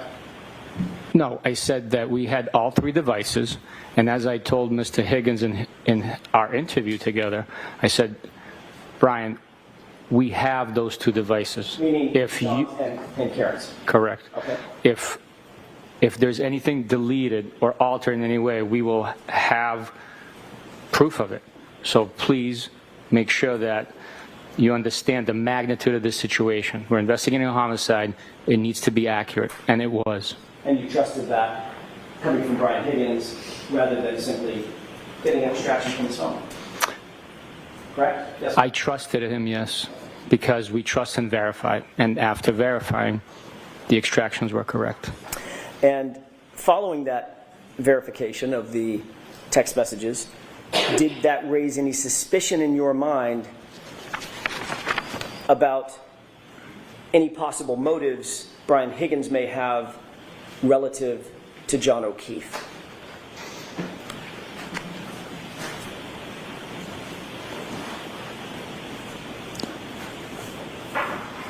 Suspicions of motives? Is that your question? Correct. No, the evidence spoke for itself. The honesty, cooperation of all the witnesses and corroborating, supporting facts spoke for themselves. So I was not suspicious of his motives. The conversation was documented over text message. Spoke for itself. Supporting documentation, including a text message at 2:20 a.m., just minutes before John O'Keefe arrived at 34 Fairview from Brian Higgins, right? 12:20 a.m. That's one of the factors, correct? That's one of the factors that is part of the entire investigation, yes. One of the other factors is that John O'Keefe's body was found in the lawn at 34 Fairview, just feet from the front door, side door, and the garage door, correct? That is when Mr. O'Keefe was found, on the left side of the lawn, yes. And one of the factors was you originally said that it appeared that it may be an incident involving a cocktail glass to the face. Initially, please. Based on verbal reports, initially, that was a possibility. Again, it was before we spoke to... before a lot of other things happened, but initially, that's what I'm asking about. Yes, initially, it was a possibility. And when you saw John O'Keefe at the hospital, he had a big contusion above his right eye, correct? That is not correct. He had a big egg just above his right eye? That is not correct. You did not see that? His eyelids were swollen, not above his eye. And there wasn't a contusion. Two different paramedics said that they saw what they described as an egg above his right eye. Well, let me ask you differently. Did you speak to any of the paramedics? Yes. Did they describe an egg above his right eye? I'd have to see a report to actually be described as an egg above his right eye. Did you notice a laceration at his right eye? His right eyelid did have a tiny, tiny laceration. Did you see a small laceration at the right nostril on his nose? A tiny, tiny laceration, yes. You noted that he didn't have any broken bones or fractures other than to his skull? I did not know that. I didn't conduct x-rays or conduct the autopsy. I'm not a medical professional. You didn't ask the doctors at the time you went and visited him and saw him in the hospital whether or not he had broken bones or fractures? I don't believe they reported that. And another factor that you considered was the fact that in the early morning hours of January 29th, 2022, around 6 a.m., 7 a.m., 8 a.m., there were no taillight pieces found at that location? Zero? Did you consider that? At what point? On January 29th, when you say 6 a.m., 7 a.m., 8 a.m., 9 a.m., consider that? Once we learned that there was damage to the defendant's right rear taillight, Sergeant, I could only consider at that point because I didn't know what I didn't know. right. We don't know, we don't know. We work with the evidence that's presented and we develop the investigation. And the evidence that was presented at that time, Sergeant, was a a leaf blower was used to search the area, the exact area that you've described for this jury as being the area around the fire hydrant, flagpole, where John's body was, and no taillight material was found at all in the first searches. You're aware of that, yes or no? Yes. As a matter of fact, you're also aware that no taillight material was found until after that SUV was in Massachusetts State Police custody and sitting at the Sallyport in Canton. Correct? I believe the first taillight piece was found after it was in our custody. I don't know the exact time. I'd have to see it.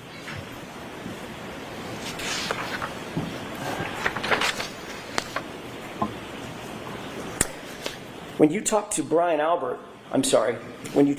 Higgins,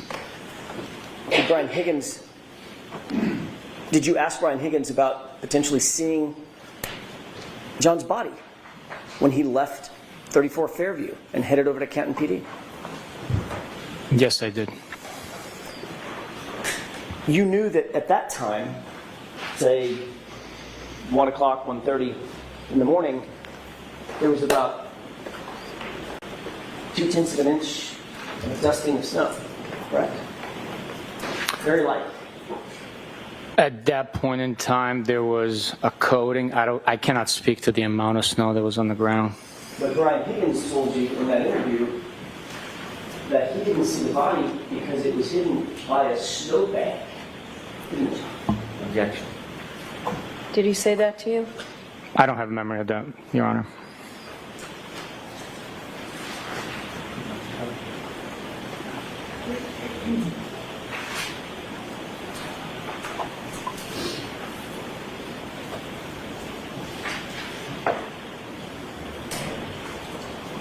May I put you on? Yes.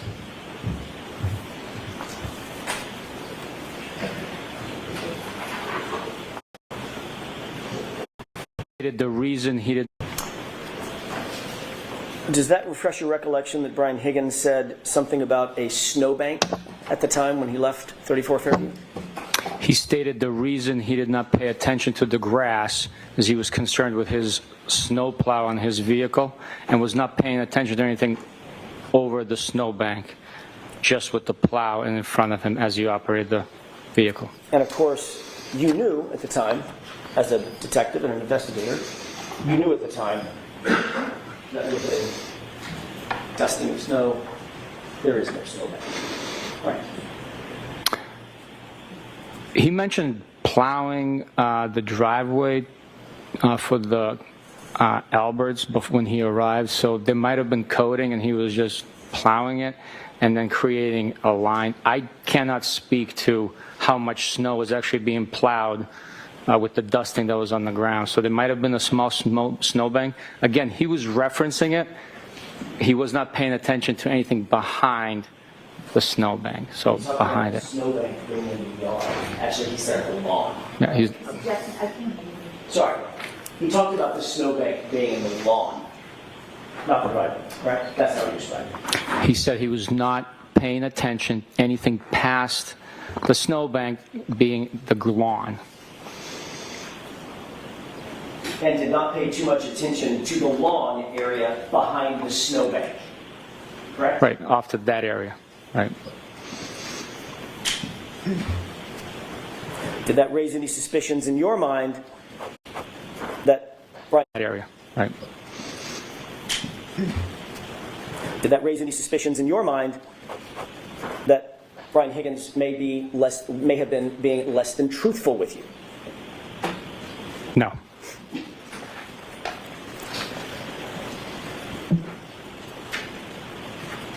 Getting back to the Waterfall Bar and Grill, you were also aware that Brian Albert was at the Waterfall, correct?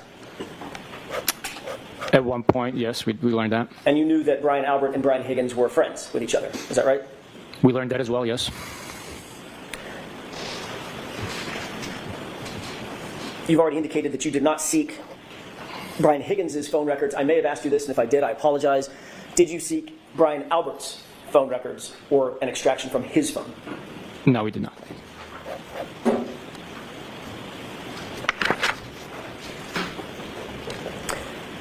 Did you look at the entirety of the waterfall video? Did you review the entirety of the waterfall video when you first obtained it? Or have you looked at it since? I have, at one point or another, viewed the entire video, yes.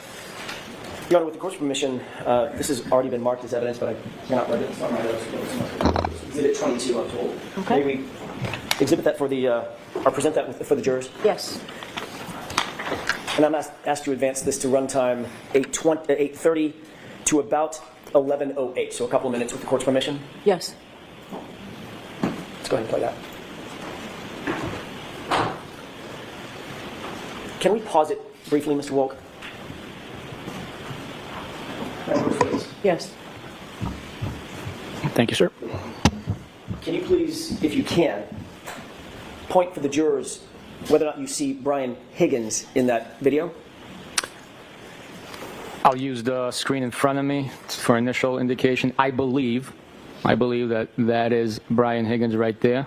Can you do me a favor, just so everybody has a perspective? Can you also point to him there? Okay. There you go, right there. I believe that is Brian Higgins. Okay. Do you see Brian Albert in that video? I can't tell you exactly. Maybe if you run it a little bit longer, or zoom it in, I could possibly tell you, but from right here, right now, I cannot. Sergeant, why don't we play this for a couple of seconds? And if you don't mind, if you get to a point where you recognize the person that you know is Brian Albert, could you just tell me to stop and I'll pause it? Absolutely. Let's go ahead and play it with the court's permission. Sure.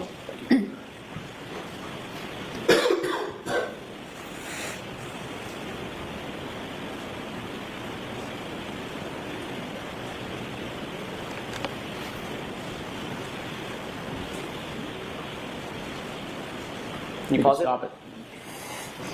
Go ahead, Sergeant. Brian Albert is the individual right there. Right there.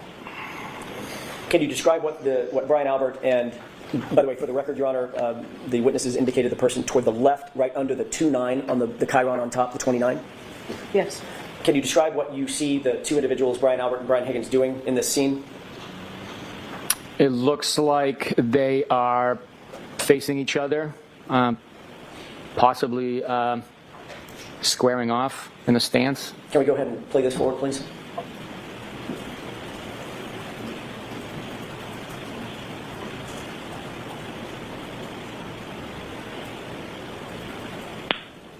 Can we pause it? Sergeant, did you see either of the two men or both of them squaring off in what you would consider to be a fighting stance? I guess it could be considered that. I would look more like roughhousing. It's a couple of buddies messing around. Not suggesting they were actually fighting, but a fighting stance. Yeah, no, they were not. They were not fighting. No. Go ahead and play it.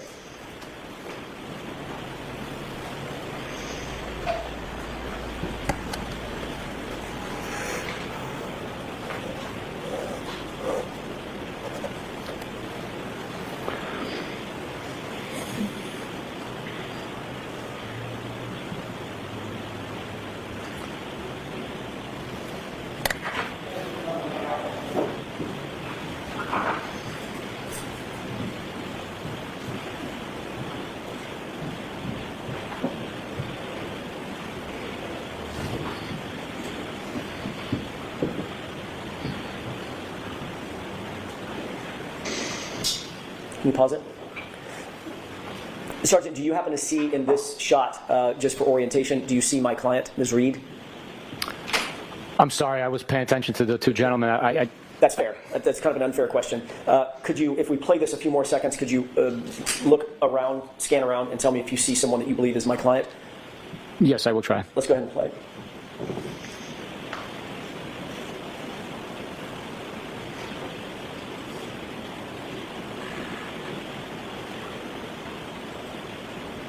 Go ahead and pause it.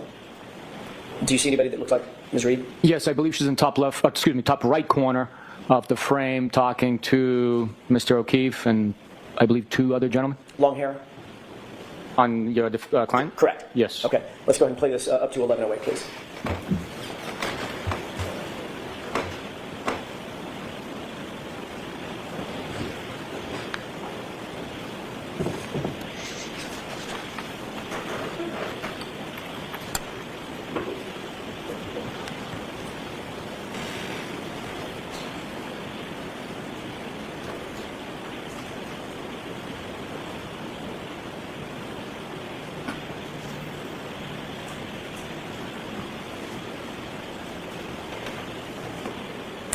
Is that up to 11:08? Okay, thank you. We can take that one down briefly. This is, if we have the lights, thank you. Sergeant, this is at the waterfall just before midnight on January 29th, 2022, correct? What you just saw. That footage is from the waterfall just before midnight on 28th. I'm sorry. My mistake. On the January 28th, 2022. Correct. Going into midnight, January 29th, 2022. Yes, sir. All right. This would be just minutes before everyone headed out of the waterfall and went back toward Fairview, correct? Not everyone. The band didn't go to the Fairview. Well, obviously I'm not talking about the band or the bartenders. I'm talking about Brian Albert, Brian Higgins, Jen McCabe, Matt McCabe, John O'Keefe, Karen Read, those folks. Correct? It's before some of those individuals left the bar and headed to 34 Fairview. If we could push to runtime 16:35, 17:22, while you're queuing that up, did you see, after I asked you the initial time about the stance that the two men were taking, Brian Albert and Brian Higgins, did you see them continue to take what could be reasonably described as a fighting stance toward each other, even in jest? They were squaring off and roughhousing, yeah. Okay, what does squaring off mean? Facing an opponent in like wrestling or a martial art, I guess. Hands up? Yes, squaring off, yeah.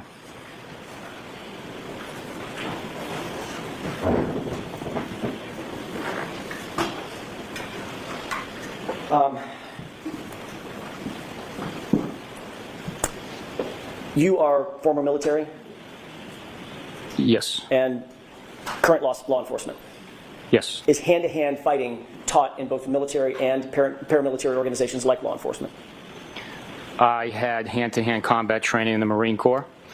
I had defensive tactics in law enforcement capacity in the Marine Corps, federal, local, and state academies. Are you aware that Brian Albert is former military? Objection. I'll allow it. I am aware that Brian Albert is former military. And Brian Albert was also a Boston police officer. I am aware of that as well, yes. Are you aware that Brian Higgins was former military and a combat veteran? Now I am, yes. And are you aware that Brian Higgins, at the time this was taken, this video was taken, was also a federal law enforcement agent?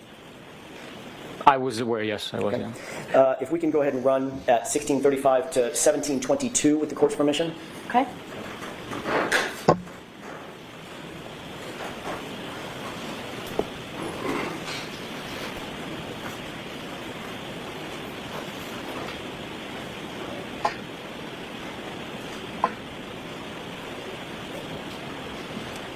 If you can pause it.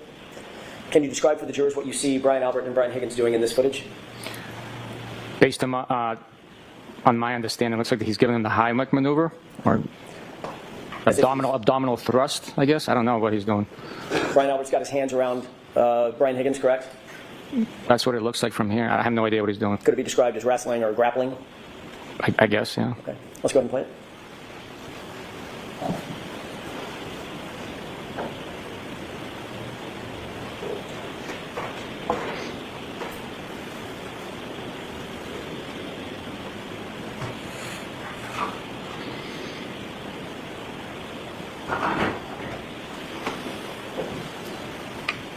Thank you. If we can take that down. During the course of reviewing this video, or the entirety of the video, not just the clips that you just reviewed, did you see where John O'Keefe was, generally speaking, relative to Brian Higgins and Brian Albert? Throughout the entire time? He wasn't standing still, I understand that, but generally, was he standing with them, or was he closer to the bar in the back of the video? I believe after Mr. O'Keefe arrived and embraced a few people with hugs, I guess if I had to estimate, most of the time he was on the other side of the table, which would be closest to the bar area. And after you saw Mr. O'Keefe walk in and greet everybody with salutations, did you ever see him interacting with Brian Higgins and Brian Albert throughout the evening again? On this video? On this video, I did not know. I'd like to play runtime, one more clip, Your Honor, runtime 1915 to 1957, about 45 or 50 seconds.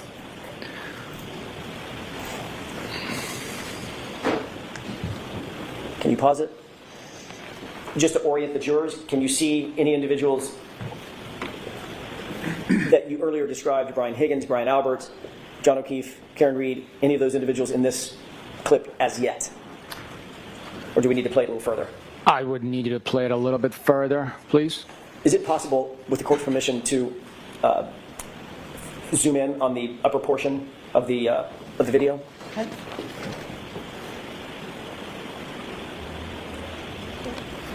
If you could center that just a little bit toward the right. Other way. There we go. Thank you. And if we could go ahead and play that from 1915 to about 1957.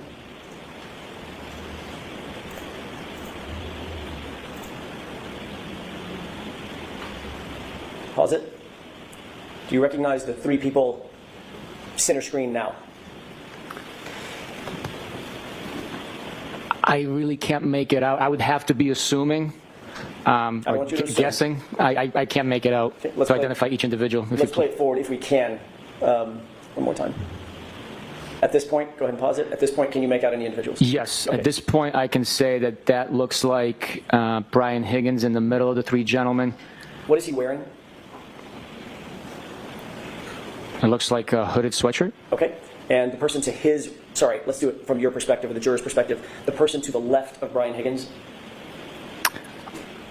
I believe that's Brian Albert. And the person to the right of Brian Higgins? To the right from my perspective? Yes, sir. Yeah. I believe that's Chris Albert, but I'm not positive. I'm not positive. Let's go ahead and play it. Stop. Did you see Brian Higgins just do something? I was not paying attention to his gesture. We have to replay that, please. Does it appear he's looking a particular direction? He is looking in a particular direction based on that frame, yes. Is that toward the bar area? It's in that direction. I don't know exactly where he's looking, whether he's looking at the bar, to the right of the bar. I can't tell from this. Okay, okay. And John O'Keefe, you indicated earlier that John O'Keefe, that's where you saw him most of the video, toward the bar area or to the right of the bar. If you scroll to push the screen to the right, I can tell you where Mr. O'Keefe is. With the court's permission. Yes. Do you see Mr. O'Keefe in that group of people? I cannot make him out. Could you play the video? Maybe he is behind an individual. Let's let's go back to, if with the court's permission, I'd like to go back to the full video, and let's play it from here.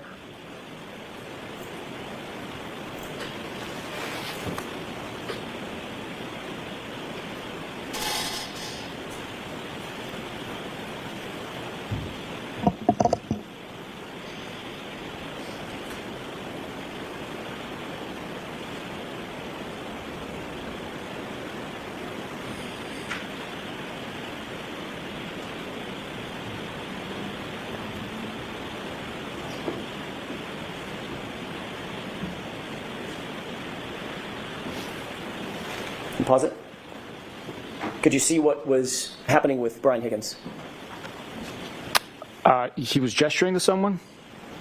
I was trying to see Mr. O'Keefe. We were talking about Mr. O'Keefe, so I apologize. Understood. With the court's permission, could I play the video one more time with it focused on the other side of the bar? Okay. Thank you. Last time. Can you tell me who to focus on, please, Yes. so I'm not looking for the wrong person? Sure. Thank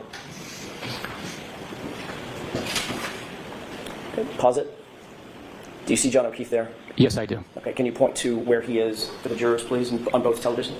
Mr. O'Keefe is right there wearing the sweatshirt, multi-tone gray sweatshirt with the hood on it and his hat. And this the TV? right Okay. there. He's appears to be at the bar paying the bill. Okay. With this perspective, could we just go ahead and play that, the 30 or 45 seconds one more time? And but please focus on Mr. O'Keefe.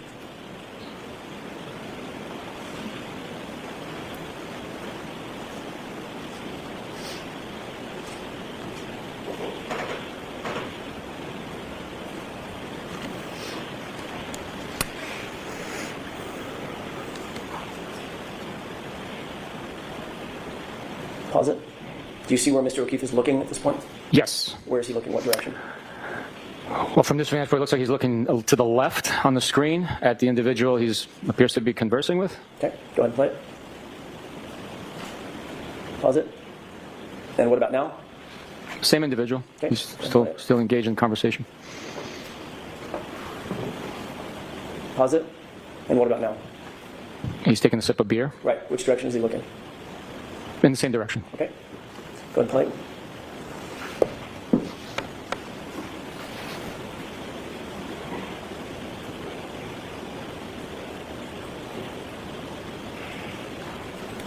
And go ahead and pause it. We could go back out to the full screen. At this point, does it appear in the video that Brian Higgins, Brian Albert, Chris Albert have all left the bar? There's someone standing across the table from Mr. O'Keefe to his rear. I don't know who that is, so I can't testify to that. The others have left. Given this perspective, now that we've seen both of them zoomed, do you have an opinion as to whether or not it appeared that Mr. Higgins was gesturing toward John O'Keefe just before he left the bar? Given this perspective, he might have been. I don't know who he was gesturing at. Okay. We can have the lights up. Let me take that down. I want to change gears for a second. Let me ask one more series of questions, if I could. Sergeant, what we've just seen was literally Brian Albert, Brian Higgins leaving Waterfall to go to a different location. What was the location they were headed to, based on your investigation? They were heading to 34 Ferry Road. And shortly thereafter, who else followed to go over to 34 Fairview? I'm sorry, you said Chris Albert? No, I didn't. No, you didn't, okay. Nope. Brian Albert, Brian Higgins, they went to 34 Fairview, and then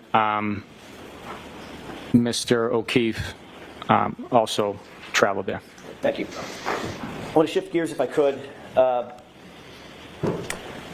to another video. Did you review certain ring videos, specifically relative to One Meadows, the outdoor ring video servicing the carport area? Yes, I have reviewed those videos. If we could, Your Honor, just a moment. This has previously been marked as 12A. Okay.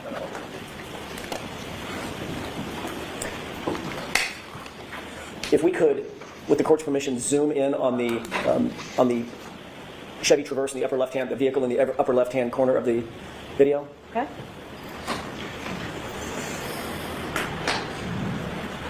Pause it. Let's go ahead and zoom in on the upper left-hand corner. Okay. Go ahead and play.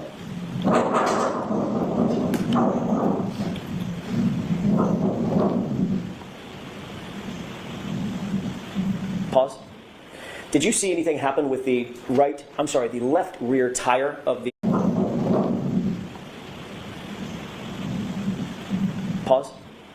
Did you see anything happen with the right... Pause. Did you see anything happen with the left rear tire of the other car in the driveway? Which car are you talking about? The highlighted portion, the parked car, which is the left rear tire that's zoomed in on. I wasn't paying attention to the tire. Can you play it again, please? With the court's permission? Okay. Let's try that one more time.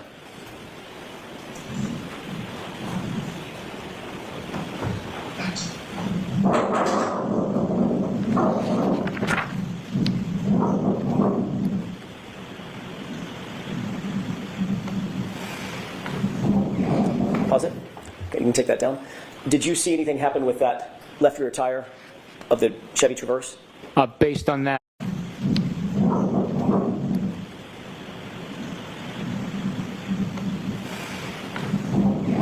Pause it. Okay, you can take that down.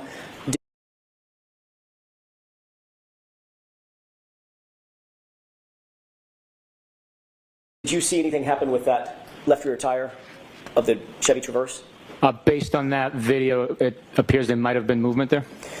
Last year, and you've seen this video several times, correct? I have. You saw it during the course of your investigation, not just in the course of proceedings, correct? Right. Last year, you indicated that you observed the vehicle, Ms. Reed's vehicle, come near Mr. O'Keefe's car. Which one in that video was Mr. O'Keefe's car? The Chevy Traverse. And that would be the car that was parked and static, not moving, correct? Correct. Having seen this, do you still believe that the SUV came near the Chevy Traverse, or do you believe it struck the Chevy Traverse? With the clarity of that video, there is a lot of movement in the shot. Not with great certainty. It appeared that there was movement of the tire, but I cannot say with 100% certainty there was movement. You can't say with 100% certainty that that tire literally shifted and wiggled upon some sort of impact. Based on the video, it appeared to have been movement. Okay. You had this video for the first 3 years of your investigation. You had this video very early on, correct? That's correct. And for the first several years of your investigation, did you either deny, well, let me ask it this way, was it your assessment that the SUV did not contact that Chevy Traverse? My assessment with the totality of it all was that based on the video, there was no damage that occurred to either vehicle at that point in time. That wasn't my question, Sergeant. My question was your assessment that there was no contact between the two vehicles? Is that what you assessed in the course of your investigation? I did not assess that there was no contact, no. Even as recently as last year, you testified in another proceeding that the SUV came close to the Chevy Traverse, correct? Yes, I said there's a lot of movement in that shot. It's difficult to tell if there was more for me to observe and push that certainty level up. I would have testified differently. As you've seen the video enhanced, zoomed in on, do you wish to amend that testimony from last year? Objection. Ask it differently. Sure. Given what you've just seen, what is your testimony now about whether or not that SUV struck the Chevy Traverse? There is movement of the tire. There is movement. Movement of the tire. It could be an earthquake. It could be someone standing there pushing the car. I'm asking you, based on what you just saw in this video, do you believe that the SUV struck the Chevy Traverse? Logically speaking, the two vehicles had to have come into contact for the tire to move. They had to have collided, correct? At a slow speed, yes. Which area of the SUV collided with the Chevy Traverse? The front, the rear? It appears from the video it's the right rear area of the Lexus SUV that comes into contact with the Traverse. What time was this video taken? I believe that is at 5:07 a.m., if I'm not mistaken.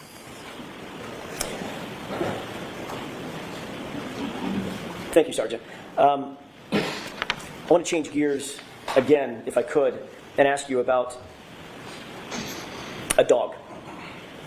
You're aware that the Alberts, Nicole Albert, Brian Albert, had a dog that they named Chloe on on January 28th, 29th of 2022, correct? Objection. I'll allow the question. Were you aware of that? At what point in time, sir? January 28th, 29th, that area. Was I aware that they owned a dog on January 28th or 29th? No. Are you aware now that on January 28th or 29th, they owned a dog? There was a dog in the house. Now I am aware, yes. Okay. During the course of your investigation, you learned that, correct? Yes. During the course of your investigation, did you also become aware that the Alberts got rid of their family dog? Objection. I'm going to see you at sidebar on this, please. Sure.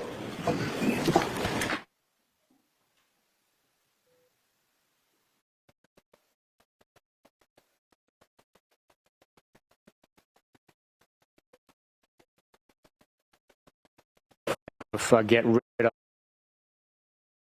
May I, Your Honor? Thank you. Sergeant, at some point during the course of your investigation, did you learn that the Albert family had gotten rid of the dog named Chloe? We learned that they no longer cared for the dog. I don't know if get rid of is accurate. Well, they don't have it anymore, right? Yes. Okay, so what would you call it? Giving it up for adoption, I guess? I don't know. I'm not a pet owner. Or what if they didn't give it up for adoption? I'm sorry? What if they didn't give it up for adoption? Rehomed, I guess? Okay. So it's no longer with them, right? Correct. They no longer own the dog. Okay, so they got rid of it. It's like you get rid of a car, right? Right? You can get rid of a car, yeah? Okay. And you can get rid of a dog. That's all I'm asking. Yes, you can get rid of a dog, yes. Okay. At some point during the course of your investigation, did you find out that the Albert family got rid of Chloe? We learned that they no longer own Chloe, yes. Okay. When did you learn that?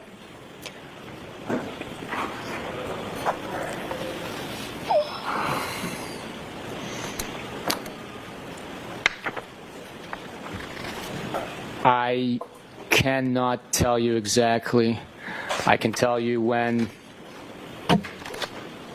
we looked into it officially. When did you look into it officially?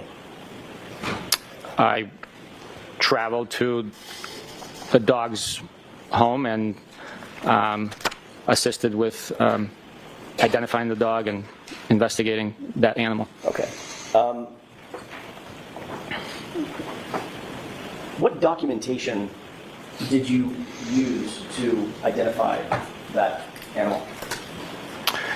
It was veterinary records. I'll stop you there. Veterinary records from whom? From the Albert family? When they I did not get any veterinary records from the Albert family. The veterinary records that you did get were veterinary records that had been utilized with the Albert name? Where were these veterinary records?